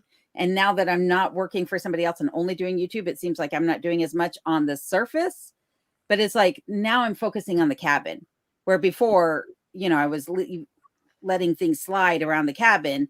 Now it's like, no, I need to get stuff done here. So your time gets shifted from one to another. So, but I agree with everybody here. It's like, we want to be approachable. We want to be as informative as we can and as welcoming as we can to everybody, for sure. Definitely. Right. And the other thing, I've met one of these channels, I won't mention them. And it was a wildly unpleasant experience. So, I'm sorry. I thought I was being nice that day. No, alone, it definitely wasn't you. No. Um, I was scared to approach you though. Oh. I don't know why. Yeah. Well, just because you're alone and it's like my golden princess. I'm like, oh my yeah. No, it was your experience was absolutely awesome. yeah, I could have hung out with you for the next 2 weeks, probably. Yeah, but- yeah, that's how Yeah, I felt. I'm meeting all of you. I haven't met Sean in person yet, but someday. Oh yeah. Yep. Yep. Or Angie and David, for that matter. Yep. Right. You know, the weirdest thing for me through this whole thing has been, and I mentioned it in a video a couple of weeks ago, I was buying my Christmas tree at Walmart because, you know, I'm in the cabin now and I've been in a trailer living off grid for 3 years, and I finally got the cabin so I could move into it. So I said, I'm gonna get a full-size tree. And as I was walking out, she asked if she could check my receipt, and I said, sure. And she goes, where do I know you from? And I go, well, I work at Safeway in the other town. And she goes, no, it's not that. And she goes, you're Sean in Alaska. And she goes, my husband and I watch you all the time. It is Nice. so grounding to me when I hear that. I'm like, oh my gosh, somebody actually introduced themselves to me and called me by the YouTube. I mean, it's a weird feeling. It's great. And I love that. That's why I like the lives. That's why I try to answer every comment, because that's such an awesome feeling. It makes me smile. It really makes my day when I hear that kind of stuff. Yeah. We haven't had anybody recognize us yet, but we don't spend a lot of time in town. But I think Adam and Phyllis have had people talk to them and ask about us as well. Yeah. It's pretty awesome. I was in Sportsman's, oddly enough, where I met Alone, and I'm looking at these binocular holders, and this guy comes up, can I help you? I'm like, I think I got this. He goes, oh, I watch all your videos. And then, you know, right away I stopped what I'm doing and I spent as much time with him as he wanted. Because I know what it's like you watch these people on lives or in their videos, and they mean the world to you. You may not think so, but they do. And then Yep. when they actually get to meet you in person, I think if you make a bad impression at that time, then it's formative. Yeah. So I think YouTubers should almost have somewhat of a responsibility to respect their viewers and really be there if they've got questions, And just yeah. be nice. and to be a human, Yeah. most Yes. importantly. It So you takes were gonna what? It tell takes 5 minutes. It takes like 5 minutes out of your life to be nice to Yep. somebody. But Yep. if you're a jerk to them, you're not just losing somebody who's viewing the channel, and that's never how I look at it. You Right. could shatter somebody's dreams and beliefs and hopes, and man, just give them a smile. Yep. You know, Yeah. say, hey, it's awesome to meet you. Take a picture with them. It's not a big deal. It's a ton of fun. Yeah. Yep. You were going to say about an experience you had with another channel, though, Adam. What's that What- now? I'm sorry. What was the experience you had with the other channel, though, that you were going to say? Uh, Sorry, I the interrupted. The other channel is one of the bigger ones out there, and admittedly, we had watched every one of their videos probably at least 3 times, and they happened to be at the same gas station where I was, and I kind of, halfway approached the car. Maybe I don't seem the most friendly. Maybe that's part of it too. But I had a smile on my face as much as I can do, and the lady looked at me, gave me the dirtiest look possible, and just went back to her phone. And I was totally floored. I couldn't believe it. I mean, they don't know me, but I feel like I know them from watching all their videos. I was absolutely, God, it sucked. Yeah. I immediately unsubscribed from them and have never watched them since. Yeah. But that's why I make a point of saying that, because I've had that negative experience and I want to make sure that no one else does. Yeah. So I don't know. That was my experience. Not everyone's is the same. And maybe I caught them on a bad day. They have bad days just like we do, I suppose. Right. But Yes. it wasn't pleasant. Yeah. Well, speaking about being approached and maybe not seeming the friendliest, I've had people, if you're watching, you know who you are. I had pulled off to the side of the highway to let Kenai do his thing. And there was a car that went whizzing by, did a U-turn in the middle of the highway, came speeding in with gravel spitting out the back of their car, waving their hands out the side of their car saying, "Are you alone?" Well, I'm alone out in the middle of nowhere with Kenai, thinking at that moment, this was a really bad channel name. And I told the couple, because they said, no, we watch your channel. And I told him, I said, if it wasn't for her cute little red head popping out the window, if it had just been the husband, I would have been like, no, I'm not alone. There's a big old man in the truck right there. But, I said, if it wasn't for her little red head popping out and that big old smile on her face, I probably would have been freaked out. But yeah, I agree. You have to be approachable. And like you said, you can make or break somebody's day and dreams and hopes, just by your interaction with them. So, and the thing is, like I tell everybody when they say, oh, I want to move to Alaska, I hope you do. I hope you get that chance. I hope you get to live out your dreams. And if not, I hope that you're able to live vicariously through all of us who are doing it, and we all have different experiences. Angie and David's experience is unique to them, as yours is unique to you. Adam and Phyllis and Rob and Sarah and Sean and myself are all unique, but we're all living the Alaska experience. And I welcome that to everybody. Oh, absolutely. Yeah. Definitely. It's a big place. There's still some room here. Yeah. Not a lot. A little bit. Not a lot. Not That's true. It's all closed. Alaska's closed. Everything's sold. No homes. No, not yet, Sean. There's going to be a place in Willow for sale before too long. Yeah, that one property, if you jump in now, it's a bidding war. Yes. Perfect. That's what I want to see. Oh, yeah. Yeah, be the Mine first was- kid on the block to have your own personally lived in by Alaska cut the cord property. One of a Oh, kind. Absolutely. So we need Miss Alone to write up our spiel on the. Exactly. Yeah, that totally work. Oh, Oh, and that is something else. Speaking of looking at land or property here in Alaska, is be be aware that the Alaska real estate agents sometimes write very nondescript descriptions of the property, or they don't include very accurate photos or maps or whatever details of the property. So you have to do your own research in looking at these properties, and just be aware that, you know, they know these properties might sit there for a long time, and they also might not agree to show you the property, but give you access to go see the property by yourself. Yeah. And Yeah. I'm living proof of what happens when you don't do the research. Right. You end up buying next to a river that flooded 7 times last year. So, well, and I'm on the opposite end of that spectrum, where I do so much research that I wind up talking myself out of things. So you got to find your happy medium. Yeah. Right. Yeah, we were lucky. Yes, you were.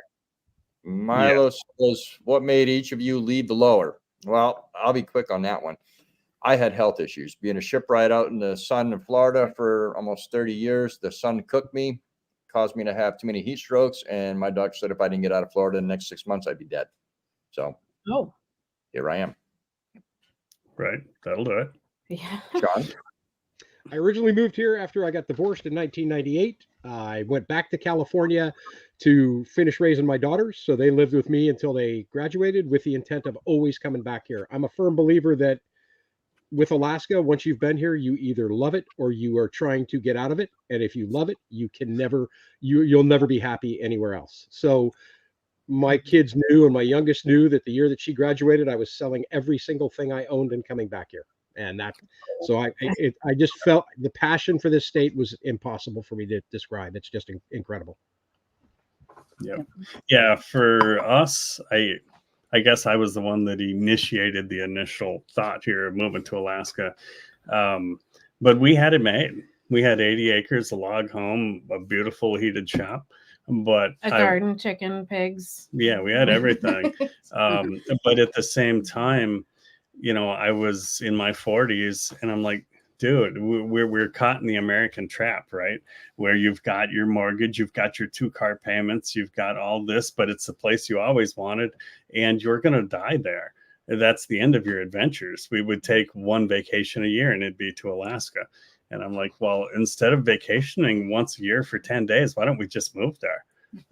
There's so much more to do that I haven't done yet. And I'm like, I don't want to wait. Yeah. It's these people. How many times have you seen it or heard it, where they're on their deathbed and they're like, oh man, I always wanted to do that. Or, oh, I wish I would have done that. I don't want to be that person. Yeah. I've already done it up until I can't. Yep. Mm-hmm. Yeah. How about you, Alon? So for me, it was a little bit of everything. Initially, the initial thought or dream of coming to Alaska was just because I wanted a cabin in the mountains. I loved Alaska for its scenery. The people here are some of the friendliest people that you'll ever meet. But when push came to shove and my children had moved out of the home, my boyfriend and I had broken up, and that was no longer a thing. And the world was going to hell in a handbasket. And governance was overstepping its reach. I was like, it's time to leave. It's time to leave. I've got nothing holding me here. And so I made the move. So, yep. Yeah. Sean, I think that's a question for you.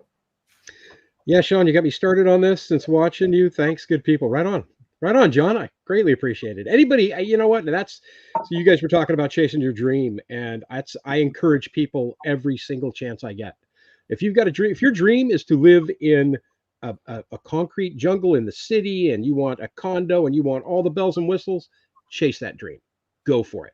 If your dream is to live like remote, where she doesn't really need the solar, or alone, where she doesn't really need the solar stuff, and she, get away from most of the electrical, that's awesome too.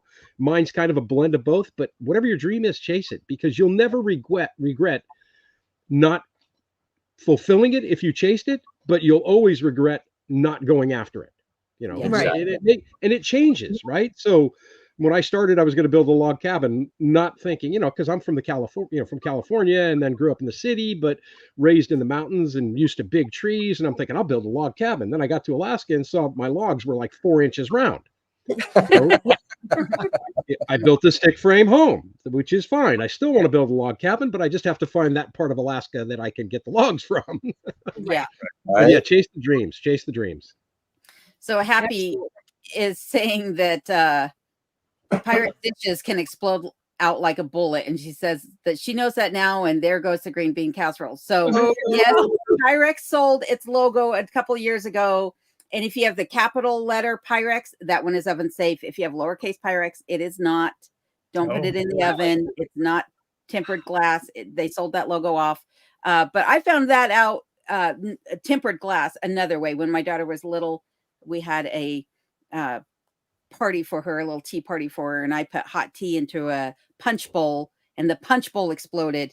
Oh, Yeah. So I stained a wall, gave a nice white wall in a house I was renting, a nice tea stained color to it. So yeah, I be careful with tempered glass, folks. So you made it an accent wall. Yeah. So David, what brought you to Alaska originally? I know I kind of asked this earlier, but was there a work, or was it something that drove you out of your lower 48 location? I think it was her. Angie. Me? Your stories are both different because we met up here. Oh, okay. I'll let Angie go first, though. I didn't really have a choice. My dad was stationed at Fort Ridge in 1970, and he brought me here, and I stayed. Through the magic of YouTube. There we go. And David, why did you show up here? I really had no ambitions to move into Alaska. I was in the Air Force, and they moved me up to Elmendorf. But like they say, once you're here and you just fall in love with this place, I've left on vacations and whatnot. I just can't wait to get back. I mean, this place, once you're here, it sucks you in. Yeah. I'm a lifer. Yeah, definitely. Definitely. Look at that. Ta-da! There we are. Okay. I was keeping in on that. Yeah, I had a cabin in the woods in upstate New York for a while, and we had to sell it because things are extremely expensive in upstate New York. It was on a dirt road, off a dirt road, and I loved it.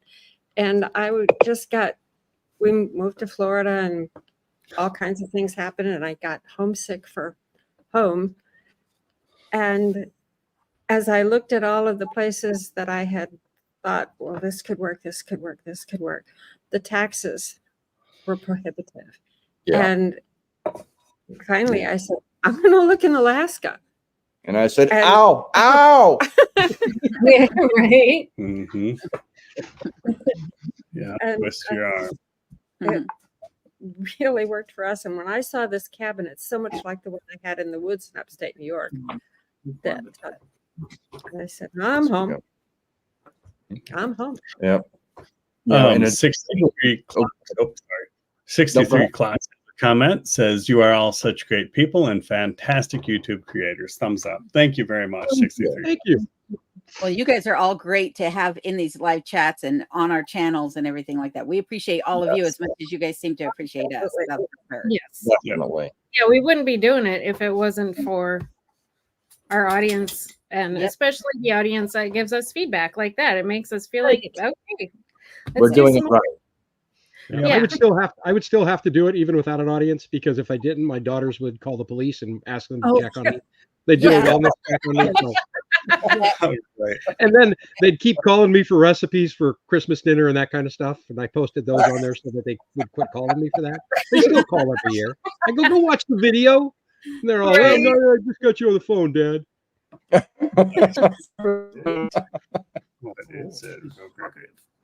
Yeah. No, we all talk about how the Monday night lives that we do have become kind of the highlight of our week anyway. And on our last one, there were several comments towards the end. Are we going to do one for Christmas? Are we going to do that? And a lot of people that watch us, not a lot, but some, they're also completely alone, whether they want to be or not. And we've become a part of their life. And that's why we really wanted to make a point to do this live, because, you know, just like I said about being respectful to your viewers, I think we needed to do this for Christmas for our viewers. Yeah. Agreed. You know, and a lot of us share the same viewers. Like a lot of, you know, Adam and Phyllis's and Sarah and I are the same viewers, and we're some of Alone's and a number of John's. Yep. You know, we all share subs, so we share our lives in more ways than one. Yep. Right. We sure do.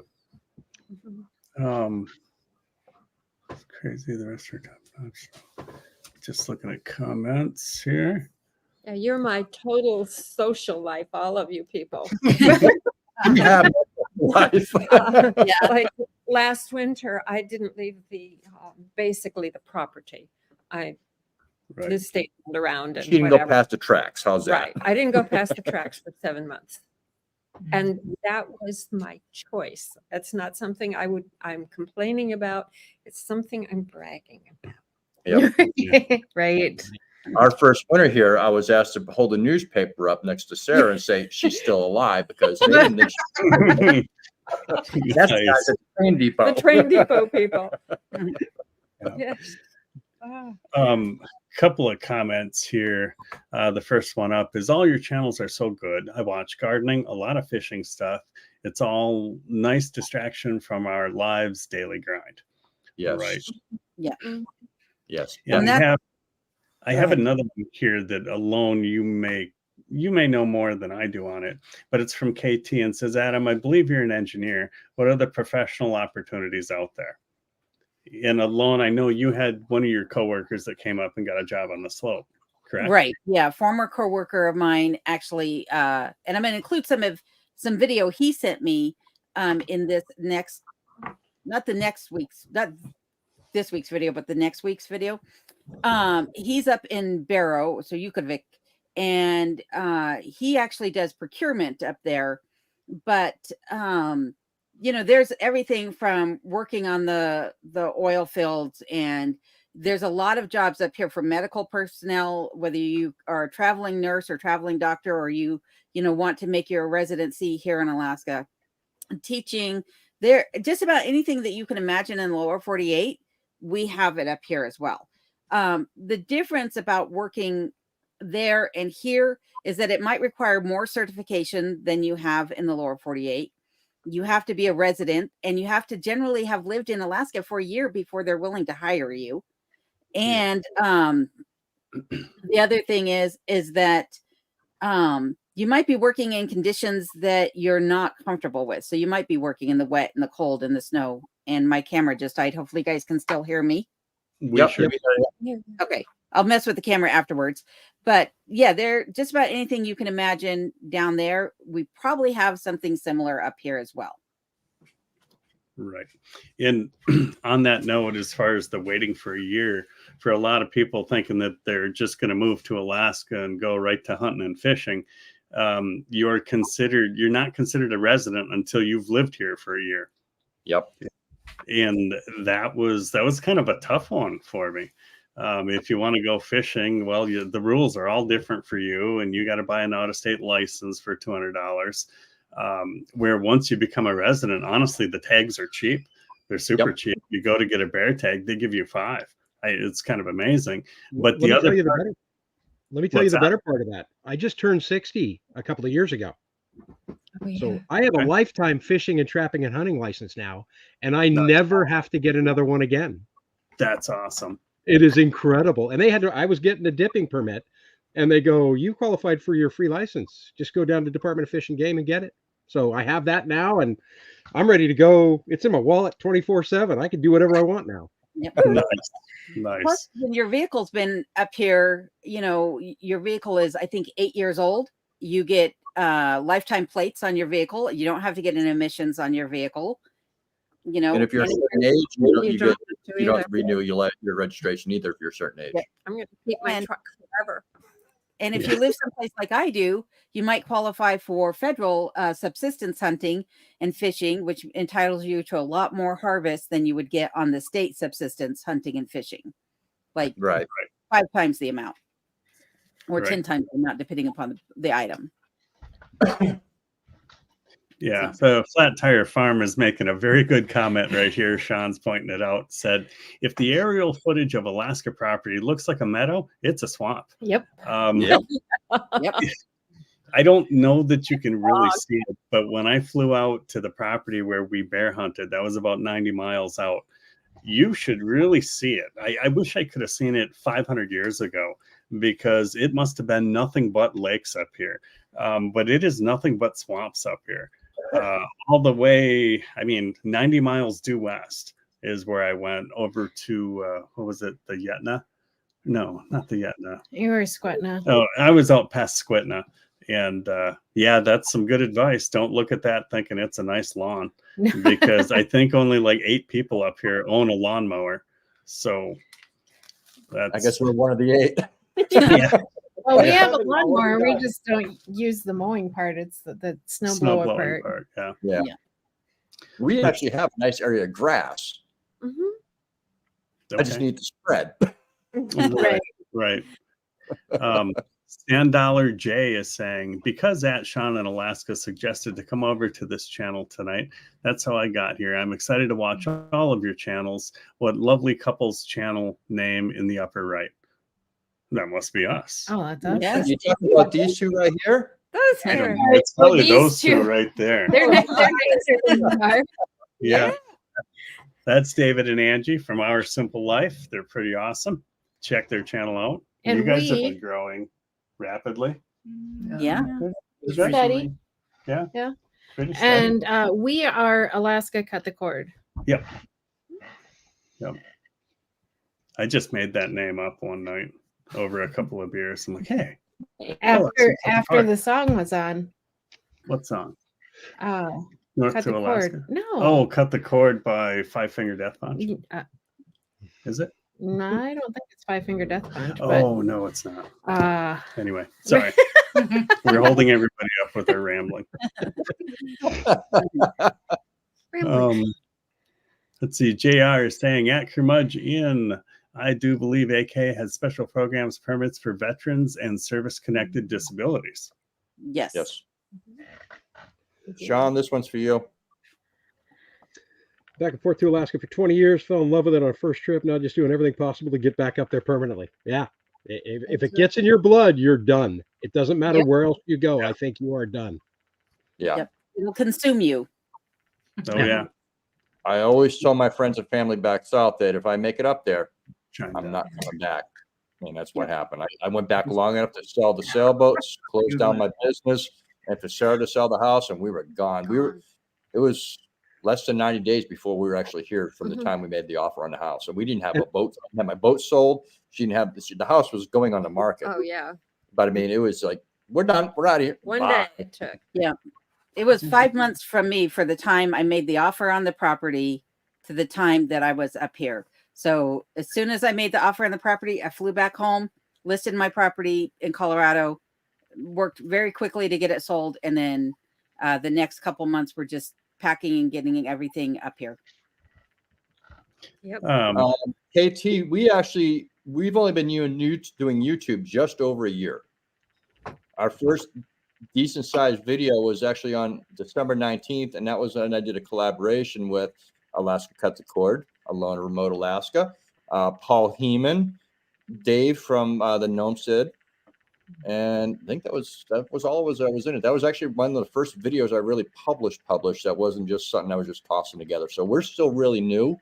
We're gaining steam pretty quickly, and for a while we weren't putting videos up, but maybe once a month because I didn't have a computer to work with. I was using an old Mac desktop that I had, and it was slow, and we did not have internet connection that was reliable. Right. We now have That was Starlink, and once we got Starlink, we started uploading weekly.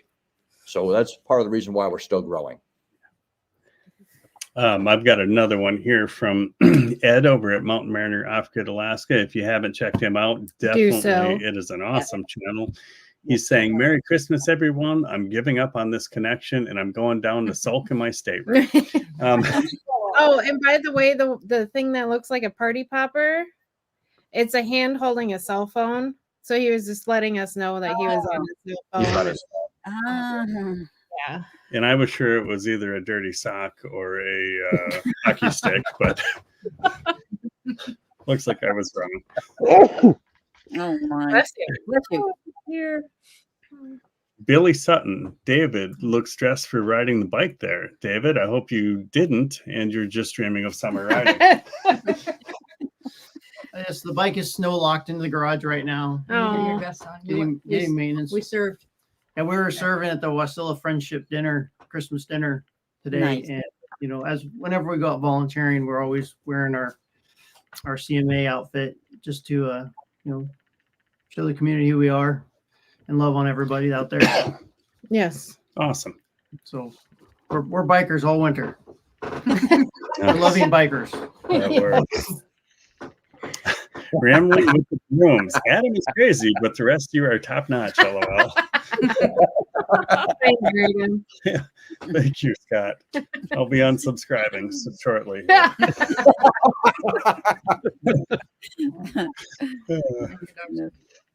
Okay, let's see. We got another one here. I'm almost getting caught up here, and I got one other person that's trying to get into the studio to come in and say hi to everybody too.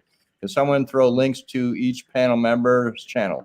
Ashley, I think Ashley's working on it, or Scott is, one of the two. I've got another one here I want to mention because she reached out to me yesterday on an email. But Amy Curry, mortgage and car payment free, and do an hour or two of remote work to help my sister. Prefer to be in Montana. Glad to be on my own schedule, aside from maintaining the lodge RV park. My time is my own now, which is awesome. Yeah, Nice. Nice. That's a great feeling. It's a comfortable place to be in life. Yes. Yes, definitely. Indeed. And she's only like maybe a half hour from Devil's Lake, some of the best ice fishing you could ever get in North Dakota. Yes. So. And Happy says, I'm so glad to spend some of this special day with you all. Thank you for organizing this. And I look forward to meeting you all next year in real life. Bye for now. Good night, Happy. So glad Good night. you made it in tonight. Yep. Thanks for being here. And I think I'm pretty much caught up. If I missed a question or anything like that, please ask it again. I get the mouse jitters and it just shoots all over the place on me. So, and besides that, I've got two other people that are going to pop in and say hi. You ready, guys? Oh, yeah. Oh, yeah. Bring them on. Crystal and Mr. Reeve from. Mr. Reeve. How are you? I hope that stove isn't on. Right? It was on earlier. Mama is baking us, but it has died down now, so we are going to live. We will not be crispy on the backside. Okay. Awesome.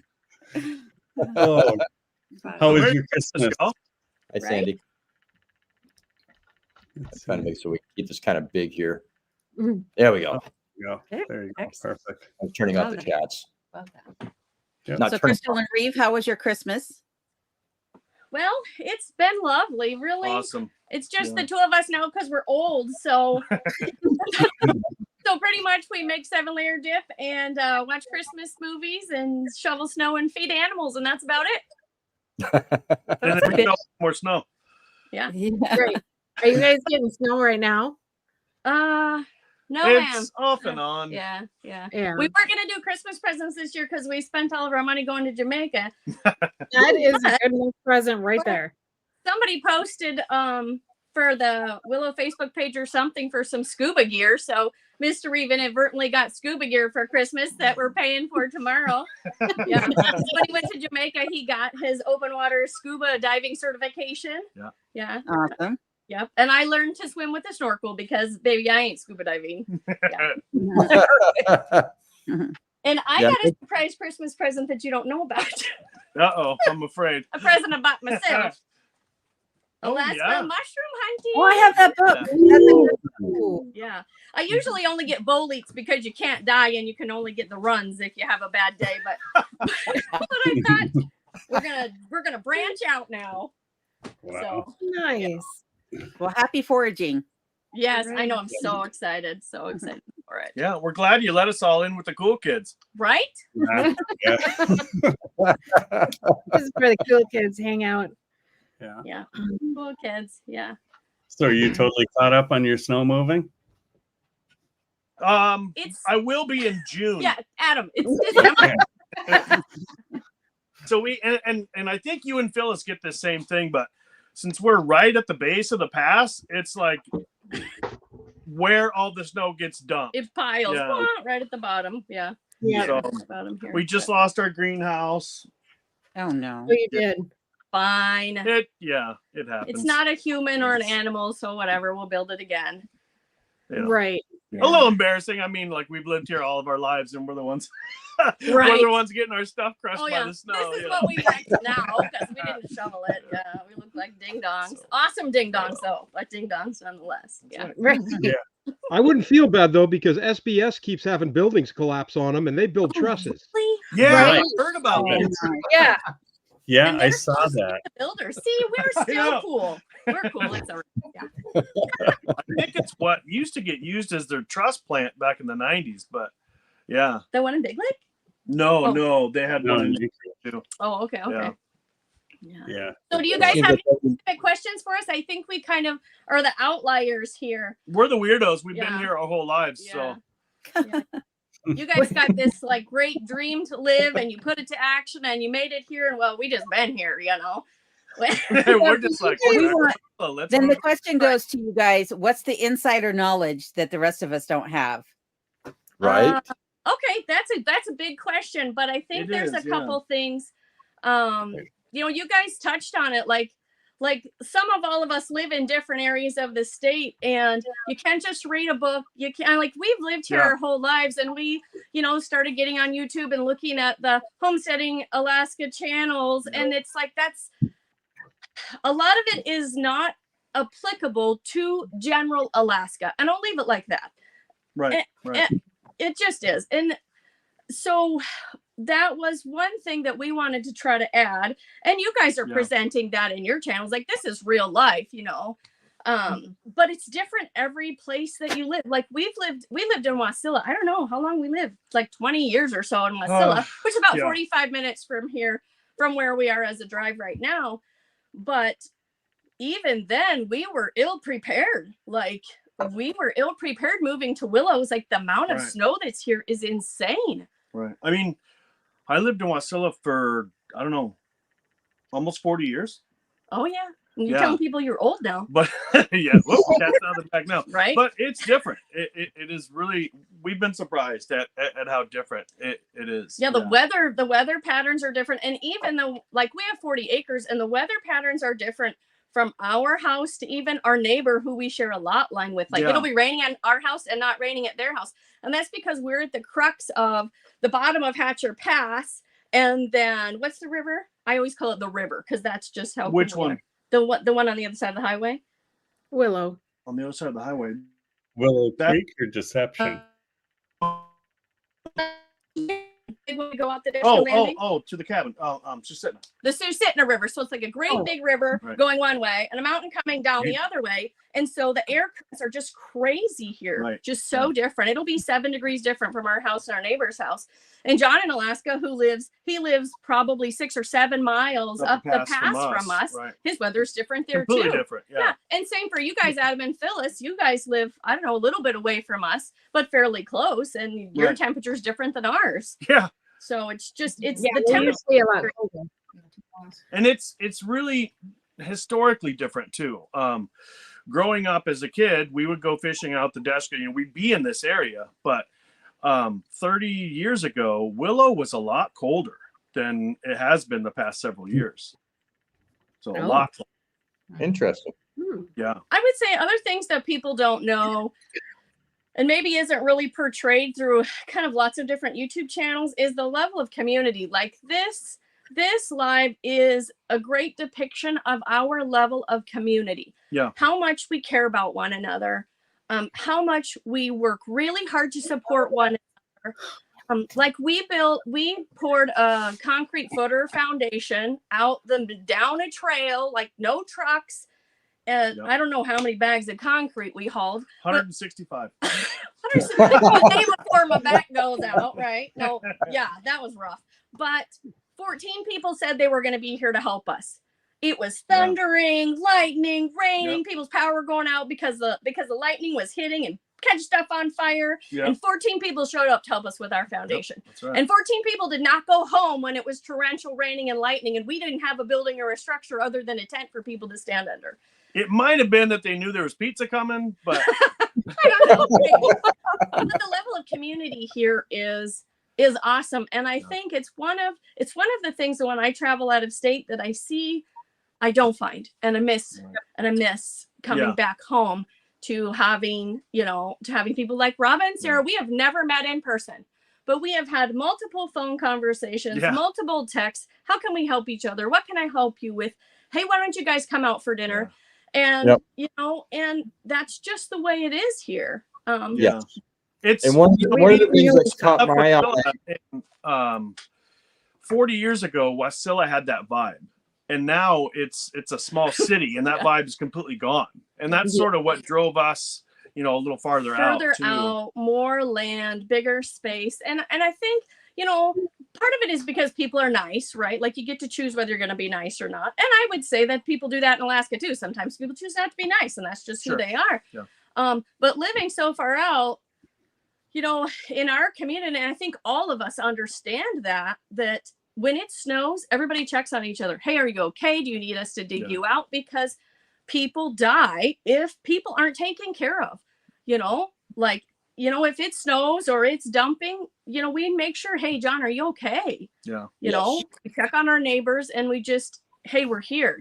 Our house is covered in snow too, but whoever needs help, we're going, because there's this sense of survival. And I think that really drives our community. Yes, I fully agree. And that's one of the things that not one of the first things that drew me to you guys. It made me want to know you guys more is because you helped out a friend of mine. Oh, yeah. A friend of mine, Pam, and her husband, Dave, I've purchased stuff from them and I've kind of got to know them over the last year or so. Dave fell off the roof and these two came to the rescue and helped them finish their barn or put the barn together. They didn't know them. They were just a subscriber to them. And they said, hey, could you help? And next, bam, they're there. And they helped them put up the rest of the sheeting on that barn or the garage. They're lovely folks. Yeah. Yeah. You guys have never offered to come and shovel me out ever. So I don't know if this is correct at all there.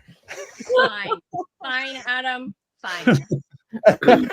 Usually the only thing Adam has to shovel is the ramp to his garage. Yeah.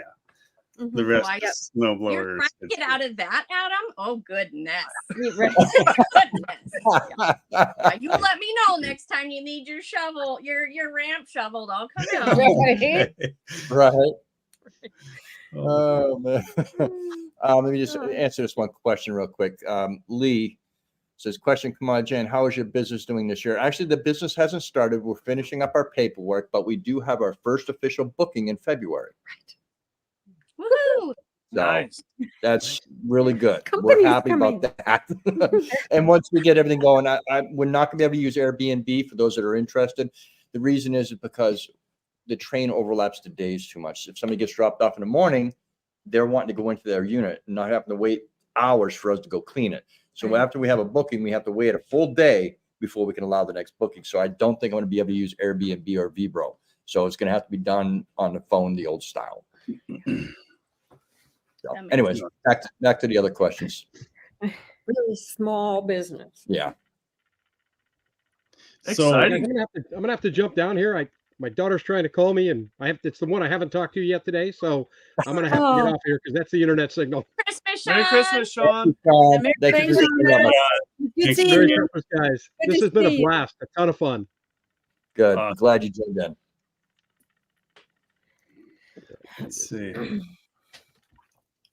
You guys have any other specific questions for us? I know you guys have kind of answered a lot of questions. Do you have any that you wanted to specifically ask to us? I do. What you I have got? another question, which is regarding raising livestock in Alaska.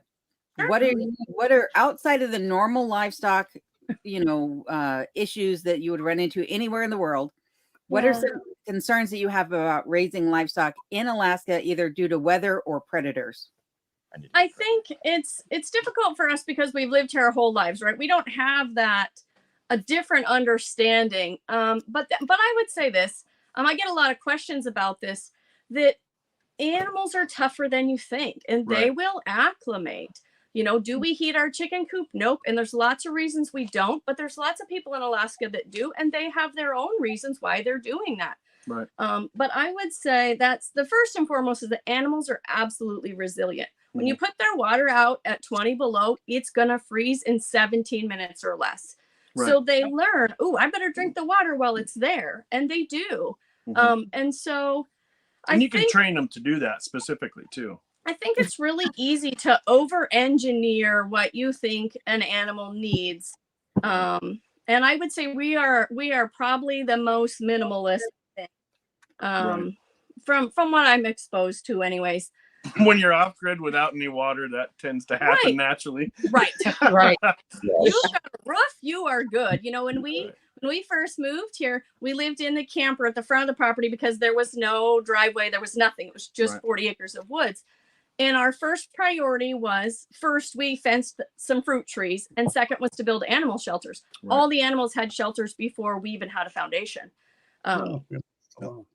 But we don't have a heated foundation or a heated shelter. They're not insulated. But we choose animals that are hardy here. You know, specific breeds of chickens. Like if you want to buy a chicken that grows in Alaska, go find somebody that's hatching eggs. Well, that chicken's already grown in Alaska, so they're fine. And that's how we do. That's how we get our chickens that were just from backyard flocks. Right. And our goats, they're small and cute, the Nigerian dwarfs, but they're also very hardy, and they really will grow out a really nice coat when, you know, they're led to do so. Well, you guys saw Daisy's all fluffy now. That's not cat. That's all fur. Yeah. I would say our dogs we chose specifically for this environment. We did, Yeah, they don't want to be inside. They are happy at 20 below. They are big, furry polar bears. Yeah, and they protect the property from the predators. And that was, I think, a really great investment where the berries, juniper and holly. Yeah, it's been interesting to see the difference in where the tracks are on our property now versus before we got the girls, the dogs. It has really worked amazingly well. Although now we have less moose in our front yard. But. Less moose. but you can see that they will keep a perimeter of the property, and they keep away the foxes and the moose and everything, and nothing gets onto our property. Or at least where the animals are, like, you know, far at the front of the property or far at the back, there's animals, but the dogs stay close and protect the animals.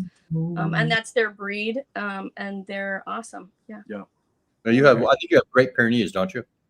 They're called a Maremma, and they're a little bit smaller body type than a Great Pyrenees. And they stay home more than a Great Pyrenees. A Great Pyrenees will roam more. If we had bigger land, we originally were going to get that breed of dog, but the Maremmas will stay home more. So, but other than that, I mean, I would say animals are easy to take care of in Alaska. From my perspective, I think that a lot of people over-engineer it.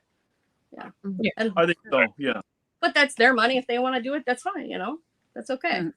And we take on so much stuff that we don't have a choice. We can't over-engineer like anything. Right. Sheetrock, you know, we don't over-engineer sheetrock, flooring, interior walls. We don't over-engineer any of those things. So, One of our mottos here is ready, fire, aim, because that's what we do.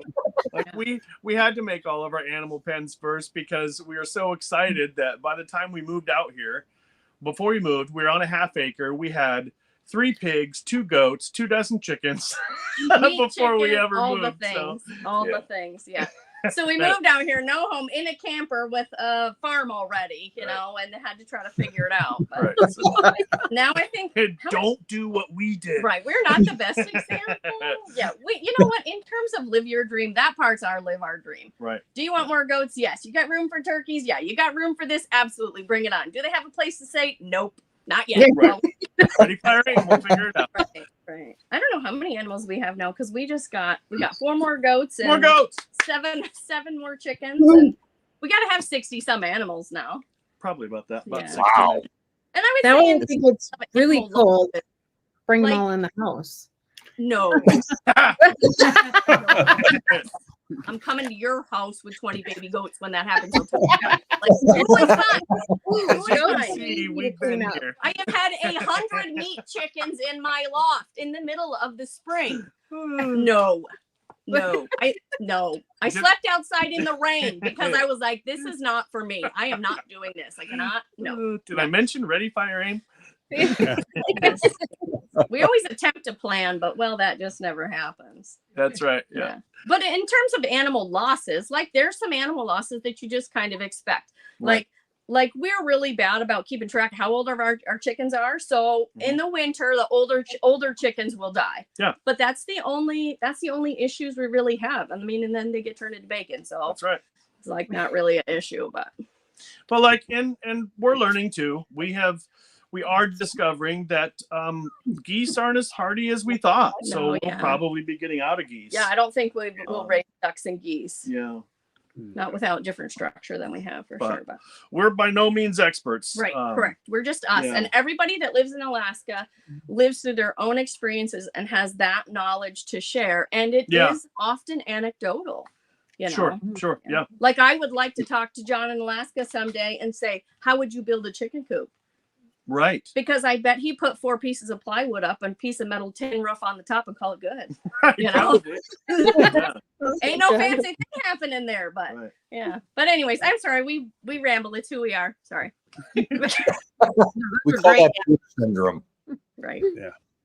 I just want to read one of the comments up here from Monica Lynn at Alaska My Heart. Says, I just want to say thank you all for being so friendly to all of us smaller channels and just treating us like family. You are family. Yeah. As far as we're concerned, all of you are family. Yes. Not just the other creators, all of you. All of you. Oh yeah. Everybody watching. Yep. Yeah. That That's, has it's just, I don't know how it is for y'all, but one of the biggest blessings for us was the connections that we've made, like with our subscribers and with other channels. We have made so many friends from the whole YouTube experience. It's been wonderful. Yeah, we didn't expect that. We just thought we were going to tell everybody about, how we did things in Alaska, and it wasn't like that at all. People were just so happy to reach out. Like this live is blessing people today that don't have somebody to share Christmas with. And, when we post videos and we comment back, those are the comments I get. I'm alone in a nursing home. I can't move, but I appreciate that, you remind me of my husband, and that fills my heart. And it's like, whoa, the impact that we have on people. This is a relationship creation, this whole YouTube channel thing, and I hope that we always have time to answer people back and to be able to be that individual blessing to people. Yeah. Yep. I was amazed. We got more Christmas cards this year than ever, and most of them are from viewers and YouTubers. Yeah, we're not cool that just started happening to us. It's amazing. Who are treasures? Yes, but I was amazed. I think this is kind of a good question for you guys. It says, other than running around in my PJs like a crazy old lady chasing them away, how do I keep the moose away from or how do you keep the moose away from your trees? And that's probably the dogs. Yeah. Or you could fence them. A lot of people take that. I don't know what it's called. You know what it's called? Like that plastic netting stuff. It's like green or orange. You know what I'm talking about? Like that plastic fencing. Yeah, that stuff. Plastic construction fencing. That they put around and they'll wrap sites. it around the vulnerable parts of their trees so that the moose can get to the ends, but not to the inside of the tree. And we tried that the first year, but we had so much snow that actually just piled in and crushed the trees. But so then we just fenced the whole garden orchard, and that was our solution. Running back and forth. Right. Another question here from Shell Stringer saying, hello, everyone. I'm a hunter safety instructor in my state. Is it required? And it is required to hunt. Is hunter safety required to hunt in Alaska? And it is. I believe so, yeah. It is. Unless you're a certain age or with age, yeah. Yeah. When I grew up, it wasn't. Yeah, I believe it is now. And if you want to hunt with a bow, you have to have a bow certification, which I guess is really simple to do. You can do it over in Palmer. It takes like a half a day. Wait, Yeah, so hunter safety yeah. is required for who? For people born after a certain year. Oh, I must be really old then because they didn't ask it of me. No. Yeah. Um, Yeah. If you're under 16 now, you have to do a hunter safety course. They didn't even have them when I was a kid growing up here. But the bow hunter certification has been in place since like the early 80s. But it used to be a lot harder because I remember some of the old timers talking about, it took them a couple times, but now it's easy. The course is pretty simple to do. Yeah, So, and it's once you have it, it's good for life. Yeah, and that sort of thing I think is really good because you can't. And people that haven't bow hunted before, you can't just go out and buy a bow and boom, you're a bow hunter. It takes hours and hours of practice to be proficient and not wound an animal.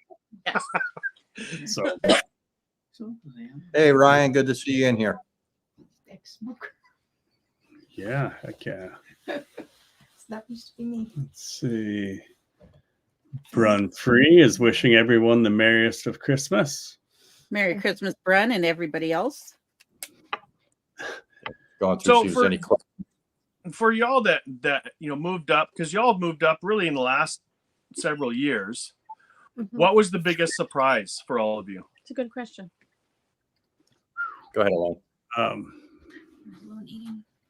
I don't know that I had any major surprises because I don't really think I had any because like I said, I'm a research nerd. I research everything until I drive everybody crazy with the things that I'm finding out. I'm kind of autistic like that. I think I'm just like, oh, did you know this? And did you know that? So I don't think I really had any major surprises. Yeah. None for me. Sorry. I was surprised at how it is. How what? How warm it is. But I think that's because we have the thermal We had inversion. the thermal inversion up here. We're very high. And I grew up in upstate New York. And when I had my cabin in the woods. Oh, they're freezing. Yeah. As they're saying how warm they are. Yeah, they freeze. So I looked out the window. Oh, shoot. Still buffering. But I do know what she's saying until they come back on. If I'm not interrupting what they're saying, is that in Fairbanks, it can get up to 120 degrees. So Yes. that is surprising. Yes. That's surprising. Yep. Yeah. I think the biggest surprise for me was how much snow. How much snow you can actually get. I mean, I came from Wisconsin. I've seen snow. I'm not new to winter. But when I stopped in, I actually stopped in where I ended up working. And they were talking to me, oh, where do you live? I said, Willow. They said, oh, most people out there, they rent a dozer in the middle of the winter to move snow. I'm like, what? A dozer? Who would do that? There can't be that much snow. We got 12 feet of snow that year. And to me, it was amazing. And it's nothing compared to where Rob's at, where he gets 20 feet of snow. And that's because of the thermal inversion where it's warmer here. You guys, like the other day, you guys were having rain and we were having a lot of snow. Yeah. Right. Yeah. I think it was you, Adam, that pointed out you were surprised at how much the snow settled. Yes. A lot of people don't realize just how much snow that we get. Like last winter, we got 17 feet in total, if you count up all the snowfall throughout the whole year. The year before, we actually got 21. Yeah. Oh, it was 21. Yes. Oh. We didn't have a snowblower. We just thought a plow was going to work. Just a plow. Actually, we had two plows and a loader bucket. Not enough. Right. Not enough. No, we finally switched over to a snowblower because when you have to stack it or move it with a plow, it seems way more than when you blow it. And of course, our snowblower is now broken. But Right. You know a guy. I know a guy. Yeah. Hey, Alone, We had a Sandy has a 5-foot question snowblower for you. our tractor. Yeah. That was That has What am I been- eating? I'm eating really popcorn. wanted to make sure that we weren't too close to the road. So we have this long, almost half-mile long driveway, and that's really kind of kicked us in the teeth a little bit. But the snowblower on the tractor has been a game changer. Oh yeah. Yes. Yeah, definitely. Yeah. One of these days I'll have a tractor. One of these days, I'll have somebody in the area whose tractor or snow plow doesn't break down. Gotta have backups. That's what we've learned. Yeah. More than one of everything. Yeah. Oh yeah. Yeah. Yeah, that's true here. Oh yeah. How many? Yeah. How many? For those of you that are off grid, how many generators do you have? How many generators? Right. Right. I'm a little crazy like that. Being on the sailboats for so many years, I had backups to backups to backups. How many do you have that run? Let me rephrase my question. 5 Right.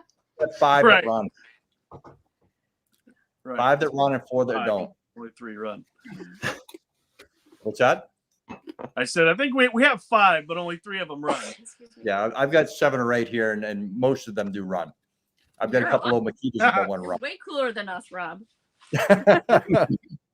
We have a touch easier journey to get down to Lowe's and get another one though if we need it. Right. Yes. Than y'all do. The last one that came up here, actually, Adam and Phyllis dropped off to the train depot for us. Woohoo. Oh yeah, nice. Yep. Adam, you've never dropped a generator off at my house. Right. Get him, girl. PJ. That's true. Okay, next generator you guys need, let me know. Right. I'll get it over there. All right. Next time you need your apron shoveled off, then give Right. us a go. I'll trade you for a generator. Okay, perfect. We'll supply the pizza. Yeah. Deal. Pizza. Let's see. JR, really, JR. He What's says up? he thought she was eating Kenai's treats. No, Kenai's eating my treats. He's over here begging for popcorn. Oh yeah. Our So, dogs know when the that's- popcorn that's pop what it or is. the pan comes out. They're all Yeah. sitting at attention. Right. Hey, You Gary. can probably hear him crunching on it in the background. Come down. Clint Gilchrist is saying, I've met a lot of people on here that I truly consider friends, even though I've never actually met them. Not something I expected to happen. Very true. Exactly. Yep. Exactly. Good. You know, and the story like between Adam, Phyllis, and Sarah and I, we were actually just shopping in Willow Rose. Yep. And we just started BSing with Phyllis. And she goes, oh, yeah, we have a YouTube, because we had said something about, we were doing a little bit of YouTube. And she said, oh, yeah. And as you know, we just start talking a little bit. And then I went in again, and I think it was in December with my mom. And mom got back in the truck, and I've been inside talking to Phyllis. And next, she's coming running out, and here's Adam in tow. And, and I was never expecting that. We Well, actually, the thing is, when the first time you and Sarah came in, we closed at 5. I think I got home around 6, and that was after Adam had called, and he's like, "Hey, you all right?" Yeah. I'm like, "Yeah, just talking." And then I think we exchanged phone numbers, and you two talked like that night or the next night or something like that.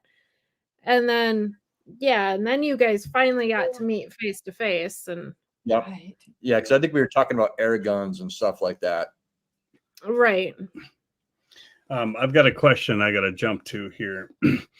From Amy Curry, it says, Reeve, always be smiling. Does he ever have a bad day? Tons of snow and still smiling. Better you than me.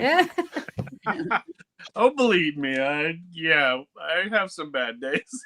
It's the day when it's 30 below and nothing starts. That's the bad day. Then the generators, all the generators don't start. The tractor doesn't start. We don't have a generator to try to heat a heater to heat up the tractor. Right. That's the day. That's the day that Mr. Reeve is not Mr. Congeniality. It's interesting because we sometimes lament that we didn't start our channel when we first moved out in 2020.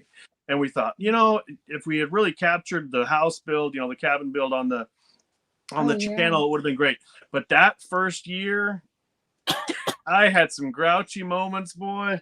There was a lot less smiling. Right. Yeah. That first year Here's was the a good bit rough. news. Here's the good news. We have not finished our cabin, so people can still watch it be built. That's right. That's right. There's lots of building left. Lots of building left. Yeah. Oh, my. Oh, Alone is back She's back. and laughing a lot. What happened? What'd Oh, you do? Popcorn. Yeah, I had a moment there where I was choking on my drink. I had to walk out. Yeah, right. I got tears coming out of my eyes. Woo!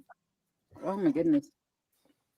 I was gonna say though, in response to what Reeve just said about having a bad day and saying that when things don't start and don't go, I guess that's one of the things, like for me, when I talk about how I don't have backup generators or anything like that, is that because it's just me out here, because I don't have to go into town to go to work, or I stock up for 6 months at a time. If the power goes out or the car won't start or what have you, I just wait a day. I have that luxury, I guess, to be able to wait it out. I'm not in any hurry for anything to get done around here. But I don't have animals like you guys do. I just have Kenai. Right. So, but I could see where when you have other people depending upon you and you have animals depending upon you, you have to have more backups for backups, if you will. Yeah, Right. yeah. Yeah. And when we originally built this, when we started planning to build this homestead, we really tried to do everything zero power. But the one thing we couldn't get around was a freezer. And that's Yep. why we ended up putting in a solar system. If you had a freezer, you could basically make an ice box for a refrigerator. You could use the hurricane lanterns for light. Like we had everything else figured out except for a freezer. And if, we want to grow our own food and we have livestock, and I love canning, but I don't want to can everything under the sun, Right. Yeah. So it was important to have a freezer, just basically so we could have a refrigerator. Had to have a freezer no matter what. But So Alone, is that why you stock up so far in advance? Because it kind of gives you a little bit of leeway for stuff? Well, I started that practice actually before I ever moved to Alaska. Once the kids moved out and I realized that it was just me at home and I didn't really want to go out because Colorado had a massive population boom. 3 million people had moved into the state in 1 year, into the Denver metro area, let alone. And so, so I decided, I'm just going to limit the amount of times I have to go to the store and just stock up. So it's a habit I started before moving here, but it's very costly for me to go into town to go to the store. Even if I just go to IGA in Glen Allen, you're talking 1.5 to 2 hours road trip out of your way, not including your shopping time. And then if I go into Fairbanks or the Matsu Valley, I'm talking a whole day. It's 4 to 5 hours out there, 4 to 5 hours back, plus shopping time. And going into the Matsu Valley generally costs me around $200 to $250 in fuel. So if I'm going into town, I need to make it worth my while to do so. So that's why I carried that practice once I got to here, because it's just, even to go to Valdez, cost me $100. wow. Oh, wow. Yeah. Someday, honey. Someday we won't have full-time off-farm jobs, and we I know. will never have to leave. We're It'll be working on it. perfect. Yeah. Yes. Don't ever give up the animals. You'll always have the full-time farm jobs. Like, Oh yeah. yeah. Oh, we love Right. our animals. Animals. Yeah, we love our babies. Yeah. Alone, that question on the bottom, I think is for you. So Lee says, Alone, were you able to talk to your children today on Christmas? Yes. Well, kind of. I talked to them in text messages so far. I still need to talk to them actually on the phone and find out what's new in their lives and what's going on. But I did get to talk to my mother today, so that was good. Nice. Well, good. Yep. And I got another one here from Dusty Bottom Boys. Says, with a cook like Miss Crystal at home, who could ever have a bad day, Reeve? There you go. That is a good point. Dusty, my man. Yeah. I gotta make you biscuits and gravy when you get up here. That's what you earned. That's what you earned with that comment. Dusty's just working it. Nice job, Yeah, Dusty. good job, Smooth. And then I've got one from P&J's Homestead Adventure. Says, Angie and David, we loved your last video. The one for today or the one from Sunday? Oh, I don't know. So we There's do one have, today and one yesterday. there's Oh, you did? there was a Christmas special video out today just for Christmas Day. Oh, okay. Yeah, Awesome. I guess either way, good job. She does it all. It's all her. So you do all the editing and Everything. okay. Most of the filming, all the editing. That's why half the comments say, "How come she does all the chores? I don't do anything." Right. Right. There That you is go. sometimes a difficult part of YouTube is like one person's got to be the camera person, right? Right. Yeah, and what Right. happens in 20 minutes you watch is not always the entirety of what happens the rest of your life. But that's Yeah. Right. You're the camera person and the person doing the chores. Right. Yeah. double the work. And the other person's at work full time. Right. Yeah. That is also accurate. Yeah. Yeah. Yeah, Yep. and Lee is saying Angie and David too quiet, sitting in the background. Right. Yeah. Yeah, if anyone has questions for Angie or David, fire them off. Heck yeah. Yeah, that is So- a lot. Who's that? Everybody looks at their Well, I have phone. I have a question. Yeah. That was me. It was a reminder for my phone. Still has the calendar reminder in it from when I was doing Monday Night Lives months ago. That's how bad I am about updating technology. So every Monday night I'm like clear, but I don't go in and actually remove it from the calendar. But yes, Lee, that is a lot of money for gasoline. Which is again one of the reasons why I try to get as many things done as possible when I'm in town, so that I'm not making multiple trips into town. Lists Yep. are very important, let me tell you. Yes. I AK, go ahead. I start was our gonna list as soon as we get home and unpacked for the next. Right? You write down Nice. what you forgot, and then Right. Exactly. Yeah. And look Yeah. at the pantry and look at everything. yeah. AK Dog Mom 3 is saying channels and commenters who all will be at the summer meetup. I'm planning on it. We're We're going. planning on it as We're well. planning- Yep. I might I will actually try. make it. I'm not making any promises at this point. I will try. Yeah, we Yeah. planned on going last year, but not unfortunately. We did have guests up, so we couldn't make it down. I thought you were saying you Otherwise, missed the train.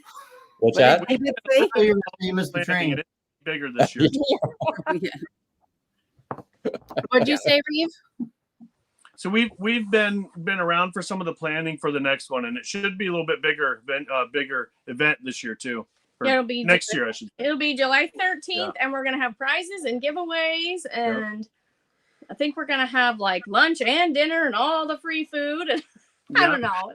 We're going hog wild, folks. Working on some sponsorships, and Yeah. it's gonna be good. Oh, Awesome. good. Nice. Yeah, that's something to look forward.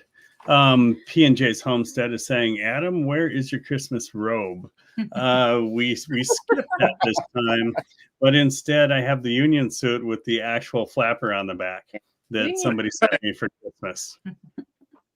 Yeah, I do actually. I'm not going to show you, but I do have the big onesie with the flapper in the back. I wore that instead. You Speaking of may your, or may how's your not get to outfit keep working that. out? What's What? that? I said, speaking of your union suit, how's your outhouse working out?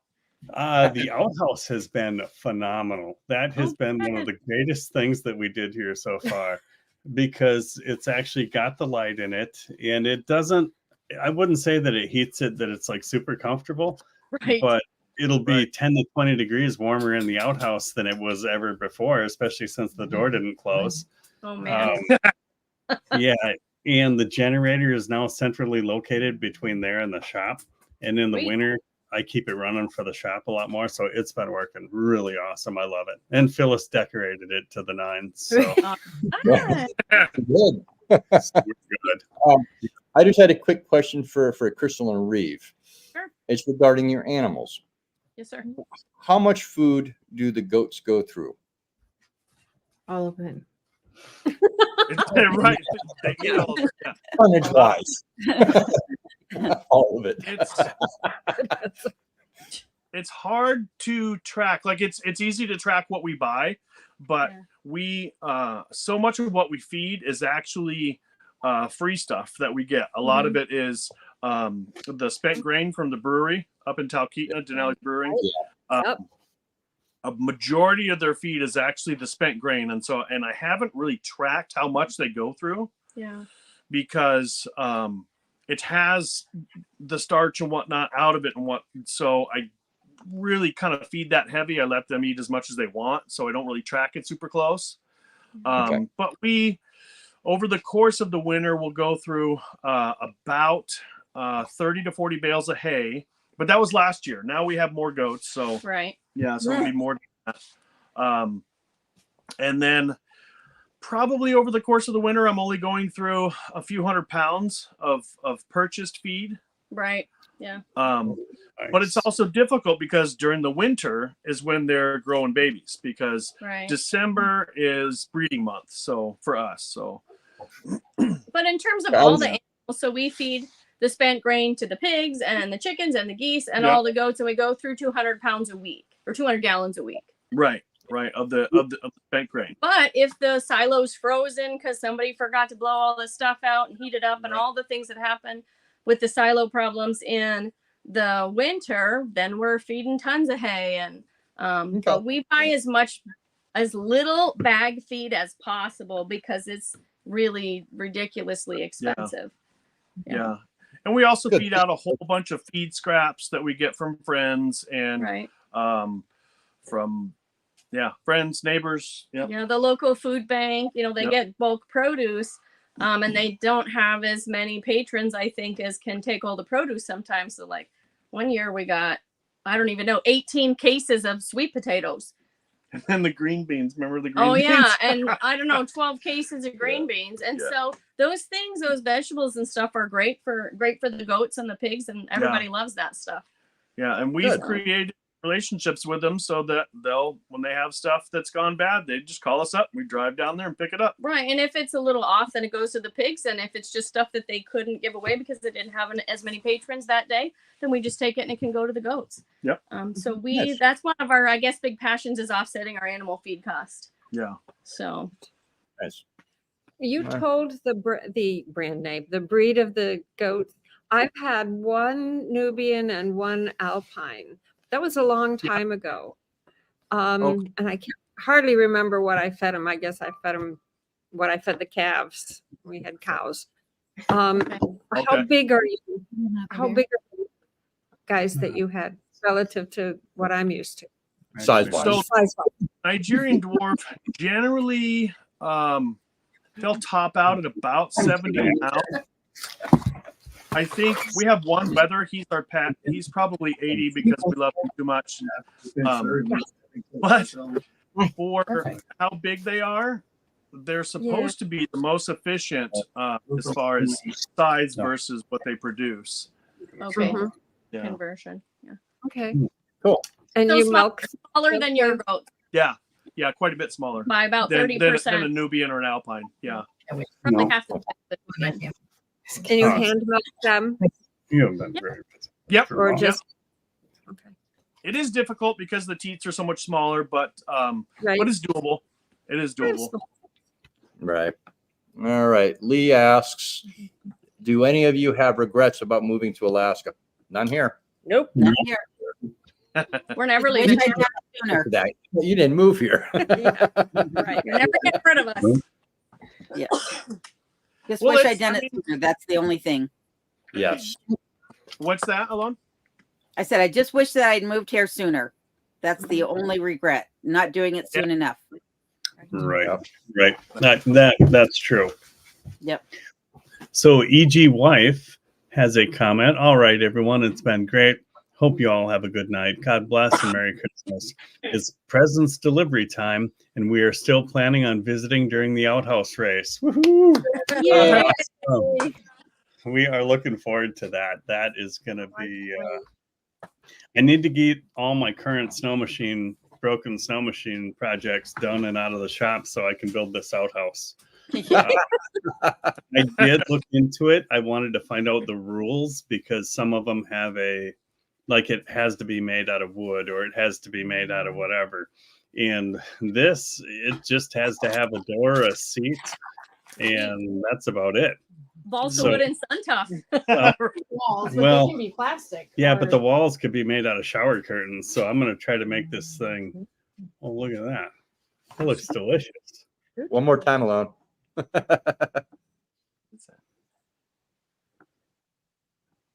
I was on mute because the bag's noisy. So this is what I've been eating. It's caramel and cheddar corn mix. Mm. Oh, that looks good. Sorry to interrupt.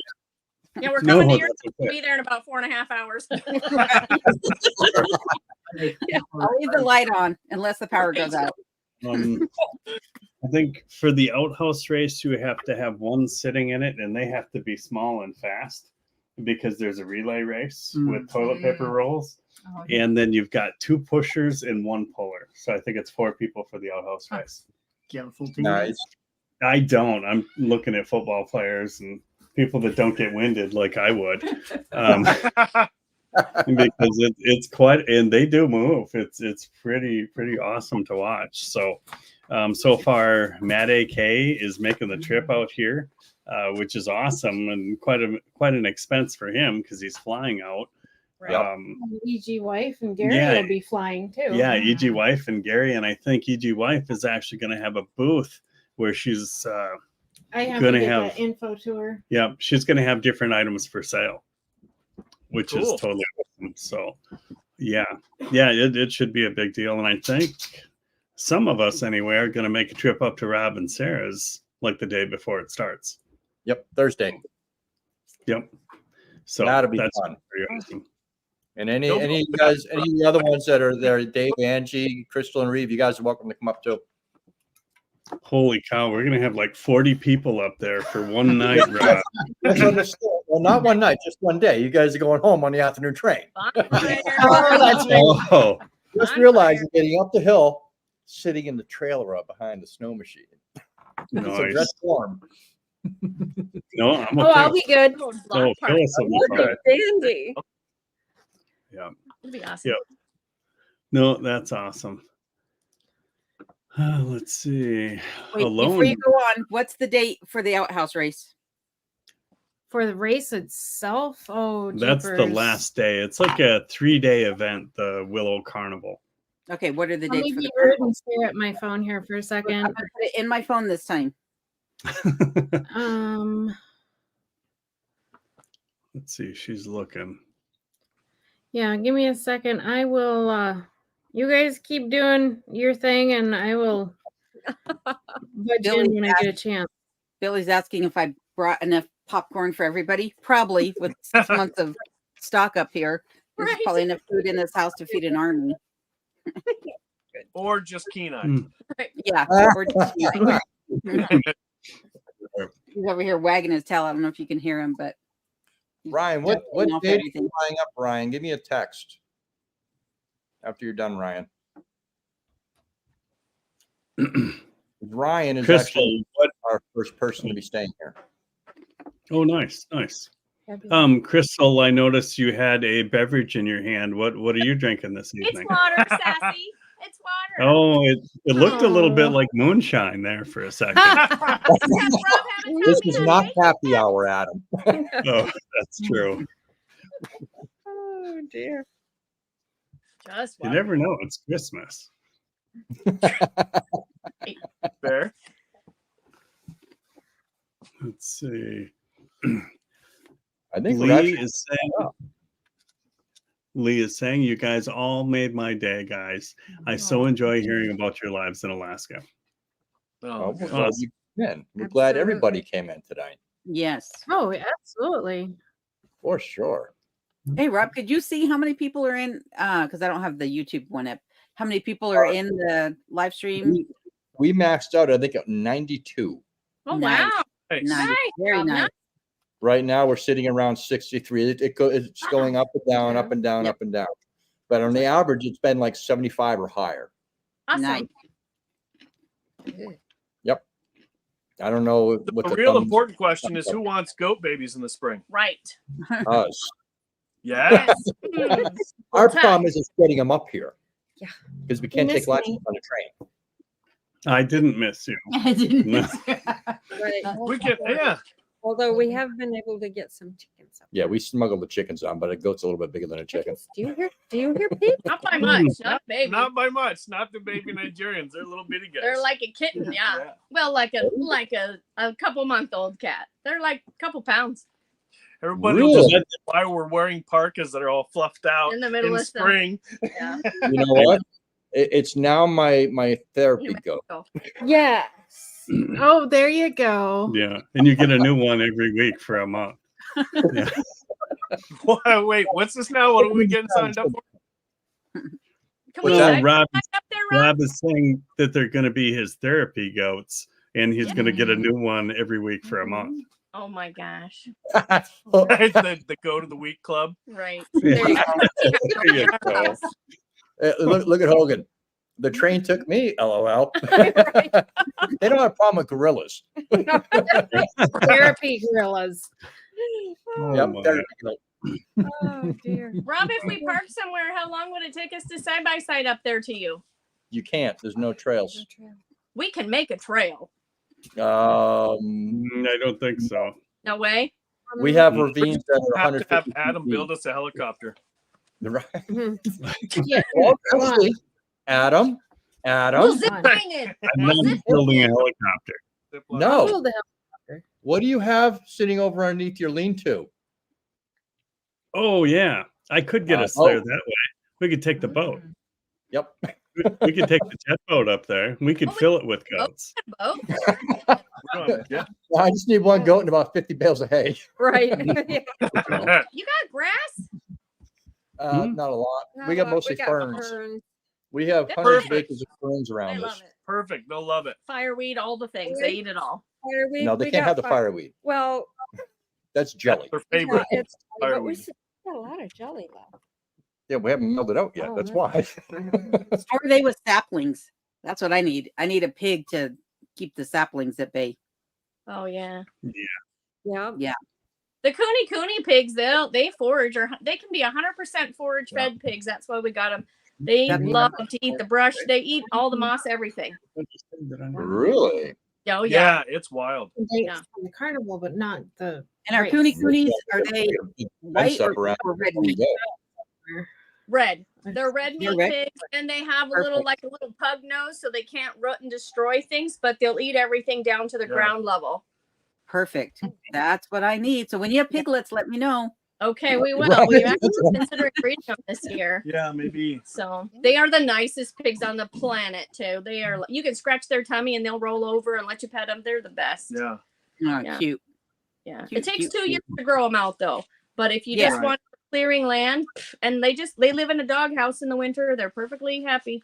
They're hardy enough. They got fur. They're great. Yeah. Interesting.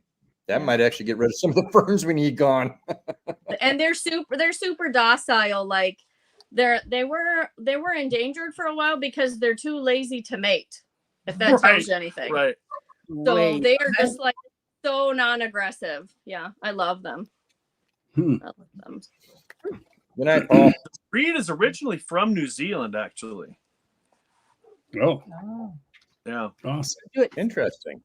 And they don't jump fences and Houdini things like goats. So, Right. That's why I'm not Yeah, getting a they're- goat. and if they get out, they don't run very far.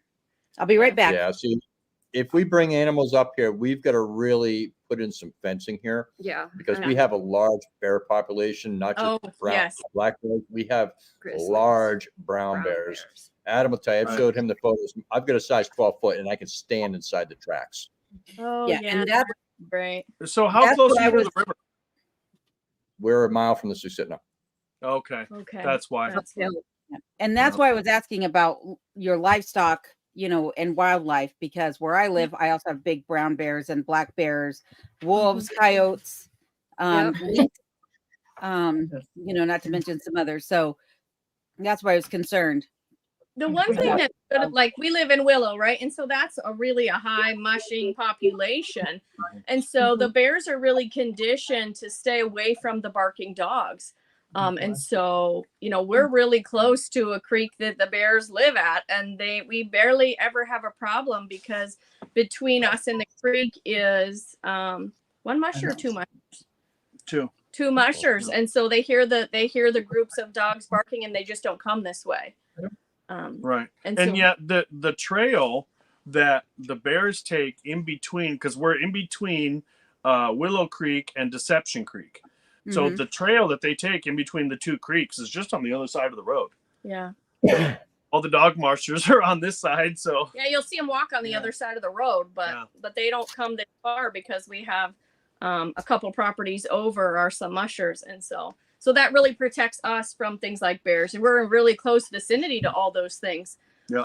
But the mushing dogs keep them away, and then if they get close enough this way, then our dogs will bark, and then it's a good deterrent. So Yeah. See, and that's one of the things that I run into here is people that live on the same road as me. So there's no one within miles of me. There's a couple of houses at one end, and then there's a community at the other end. And people at the community at the other end, they're like, there's no wolves here. You don't have to worry about bears, blah, blah, blah. Well, you're in a community, right? Right. There's noise and there's cars and there's dogs barking and children screaming and what have you. Right. I don't have anybody within miles of me, and this house sat vacant for 6 years. So the first winter that I lived here, I still had bears, a fresh set of bear tracks on the property every single morning. Wow. Right. Middle of December. So you would need high power electric fencing. Yeah, exactly. A whole lot. And the coonies, they don't need a lot of space because they just, like the first year, the coonies got out of their pen, basically got buried in snow, and so we let them out. They lived in our driveway. They just lived in the driveway. And the driveway was, like Reeve said, a half a mile long. They never went a half a mile, so we never had to worry about them going off the property. Yeah. They just lived in the driveway, no fence, nothing. And so you could use electric fencing, like the mobile electric fencing, and just move them to around. And as long as it was like, bear rated electric power fencing, you could do that, because they don't need a whole bunch of space. You just have to kind of rotationally graze them. Yep. Yeah. And that would work, but we don't have that kind of predator pressure here. There's a big eagle population here, so we have, at the beginning we had some aerial predator pressure, but the dogs, they don't let birds land on our property near our animals, so that's been a big blessing. We have the owl. Yeah. Yeah. Yeah, but he was not going to hurt a chicken. I don't think so. Last week we had that little tiny saw-whet owl that actually got into our coop. He was so cute. I just wanted to stand there and stare at him forever, but they started shaking. I'm like, okay, I'll let you go. Oh, the one I got cut was chicken. Yeah. He was okay. Everybody thought he probably was chasing a shrew or something and accidentally got in there. But yeah, I don't know. I'm glad I tried to figure out what the noise was, or he would have been stuck in there for overnight. I mean, he would have been fine, but yeah, he was uninjured anyway. Right. That's a good thing. Yeah, definitely. Yep, he was sweet. Yep. And there's no shortage of shrews, that's for sure. Yeah. Yeah. They were dodging out of the way of the snow machine yesterday. Oh, hi. Went down the trail and they're just going off the sides. It's like, Yeah. don't want to run you over. You got a purpose on this planet. I don't need to take you all out. Right. Yeah, the owls got to eat. Right. For us, it's the stupid chickens, as we call them in this area of Alaska, the grouse that are on the side of the road and they won't move. Yeah. They're like, oh, look, there's a car. Cool. Yeah. Yeah. Well, up here, if we're going down on the side by side of the wheeler, they'll sit there and flop around like they got a broken wing while the babies scatter, and the mama, you can just basically walk up, set her off the trail. Yeah. Makes no sense. Yeah. Yeah, there's something to hunt too. I mean, we've been going down trails on the 6-wheelers, and you'll get to the point where you almost run them over. They don't flush, I guess would be the proper word. Yep. Right. So I mean, you literally just drive around and you see them just parked on a trail somewhere. They're easy to hunt. It's amazing that they're still in existence, as easy as they are to hunt. So this season, I've only seen 3 up here since the summer because it was so cold and wet. They didn't do very well up here. Oh wow. They were saying that certain parts of Alaska, because it was so cold and wet, that the little hatchlings, they didn't make it. It was too cold, and their population really got knocked down this summer or this spring. There's a kitty. There's a kitty. This is Ellie. She's supposed to be a barn cat, but since we don't have a barn, we call her Ellie the barnless barn cat. Nice. So she's living her best life inside barn cat. Yeah. Yeah, absolutely. Nice. Nothing Up wrong until with about this time last year, we had Mr. Steve, Yeah. and he was incredible. So we rescued him from a job site actually in Wasilla. And we know he had been homeless for over a year because one of the other subcontractors had been feeding him when he ended up on this job site. And we rescued him, brought him home, and he turned out to be like this livestock guardian cat. Oh yeah. He would get a shrew and then fight the ravens off to keep it. He has chased foxes, German shepherds. Yeah. Before we had the dogs, Steve. Yeah. Steve took out 2 ermines, beheaded Took out 2 2 ermines yeah. that tried to get to his cat food, chased off a fox, a German shepherd, and I don't know, the German fox shepherd. a couple of times. Yeah. Ran it down the driveway. Yeah, we lost him Christmas Eve last year. Yeah. So, Aw. but He lived Sorry. a good life. He did, living yeah. his best life. Yeah, being the farm cat. Yeah. Take it easy, Clint. Good Thank night, you for Clint. joining. Good night, See you, Clint. Clint. Thanks for being here. Merry Christmas. Rob, Thanks go for back to that Sandy Sam one.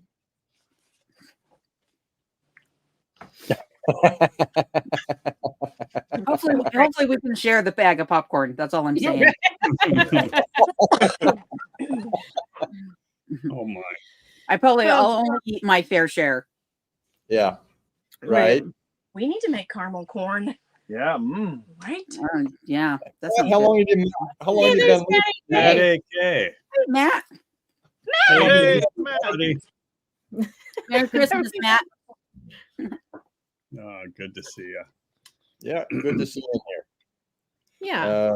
Yeah, and of course, JR. He's gonna have his say. Where'd he go? Nope, not that one. I'm sorry, I'm having a hard time clicking buttons here tonight. Okay. I haven't even had a drink yet. She is Smith never and alone. Wesson. Joe says 2 friends, Smith and Wesson. That is true. And don't forget Colt. Colt's on the other hip usually. Yep. Right.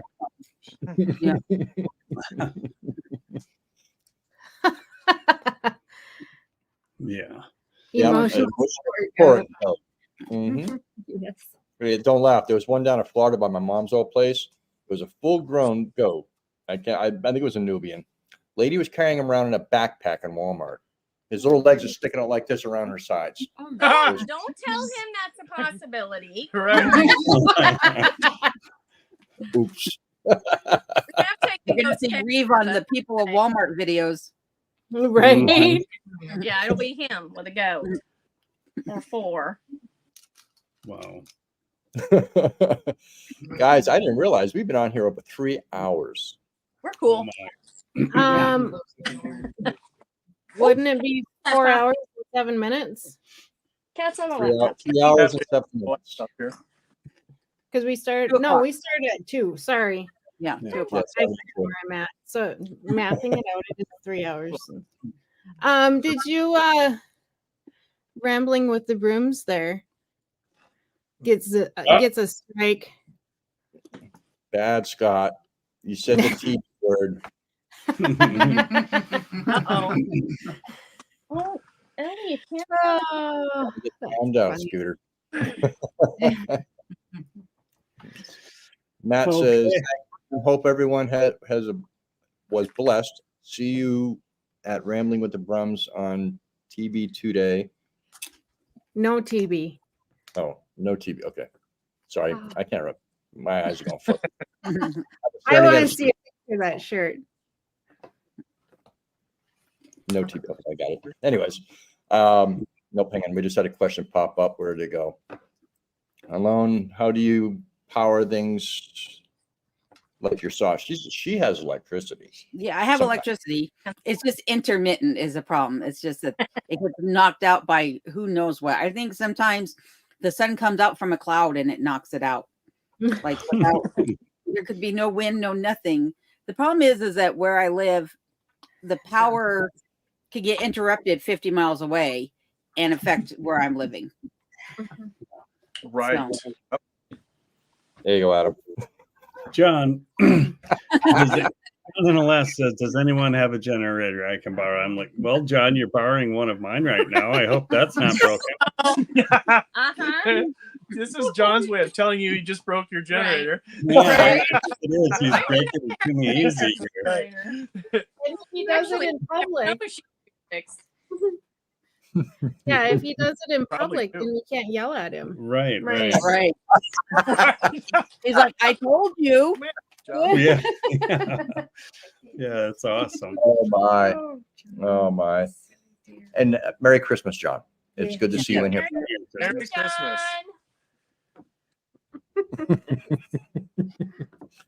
But anyways, guys, it's been a pleasure having all of you in here, Absolutely. including the two unexpected over there, David and Angie. Oh, that was It was Yeah. really nice. You know, I enjoyed you guys' live the other night. That was really nice seeing you guys on there.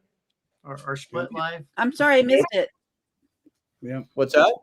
We'll be. It's our first split live. We'll be together this week, and then next week I'll be in Seattle, so we're going to do that split again.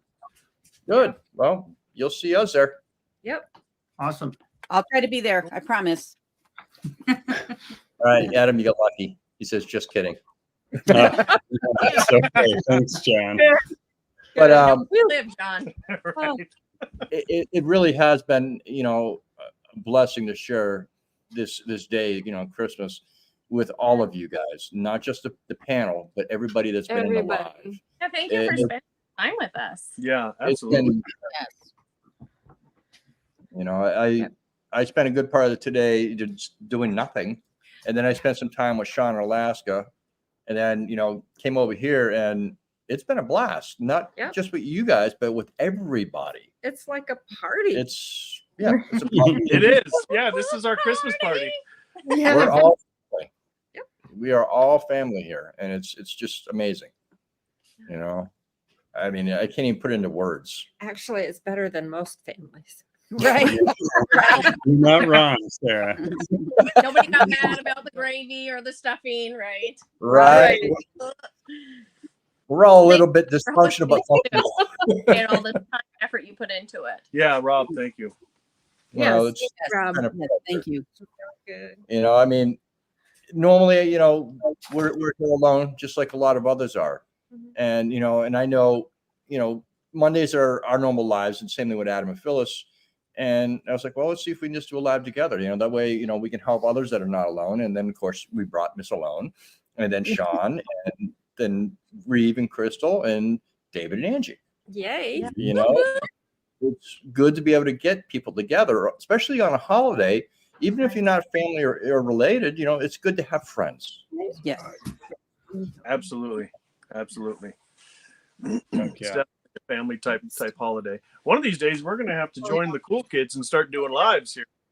There you Yeah. go. Yeah. Yeah, that would be. We're not home ever in time that anybody except people that live in Alaska could come to it, though. That's the problem. Right. Like, I'm not Or you're home overseas. every night. You're overseas people. Yeah. Yep. Yeah, actually, we have a lot of overseas That's a people. good point. But I mean, we'll finish farm chores, and then dinner is generally about 10 p.m. Yeah. So, I know. Yeah. so, yeah. When we have less jobs. When we have less jobs, we could probably do something like that. But Yep. Soon. Soon. the face of optimism. Right. Well, it'll start changing this summer a little bit. Yeah. Well. So Definitely. All right, guys. So I guess that's going to be it. And, you know, like I said, we really appreciate all of you being in here. It's been an amazing day. I Really feel nice. blessed with all of you guys in here. yeah, Yeah. thank you so much for inviting us. No, not a problem. It's, you know, we're all family. Mm. We are all family up here doing what we love. Yep. So Agreed. All right, Miss. Get power back soon, my dear. Yeah, it's back on now, luckily. Oh, is it? Okay, phew. Yeah. Good. Yeah, it was only 24 hours. Now I'm back. That's why you can see me tonight. Oh, yeah, that makes sense. Oh yeah. Well, I'm glad you got power back then. Yeah, me too. But thank you very much, and Merry Christmas, everybody. And if I don't see you guys before the New Year, Happy New Year as well. Yes. Oh, yes. Sounds awesome. Definitely. Merry Christmas and Happy New Year to everybody. Merry Christmas, everybody. Merry Christmas. Bye. All right. Love you. Again, Bye. and thanks again, Rob and Phyllis and Sarah and Very Crystal welcome. and Angie. Good night, John Boy. All right, hang on, guys. Did you lose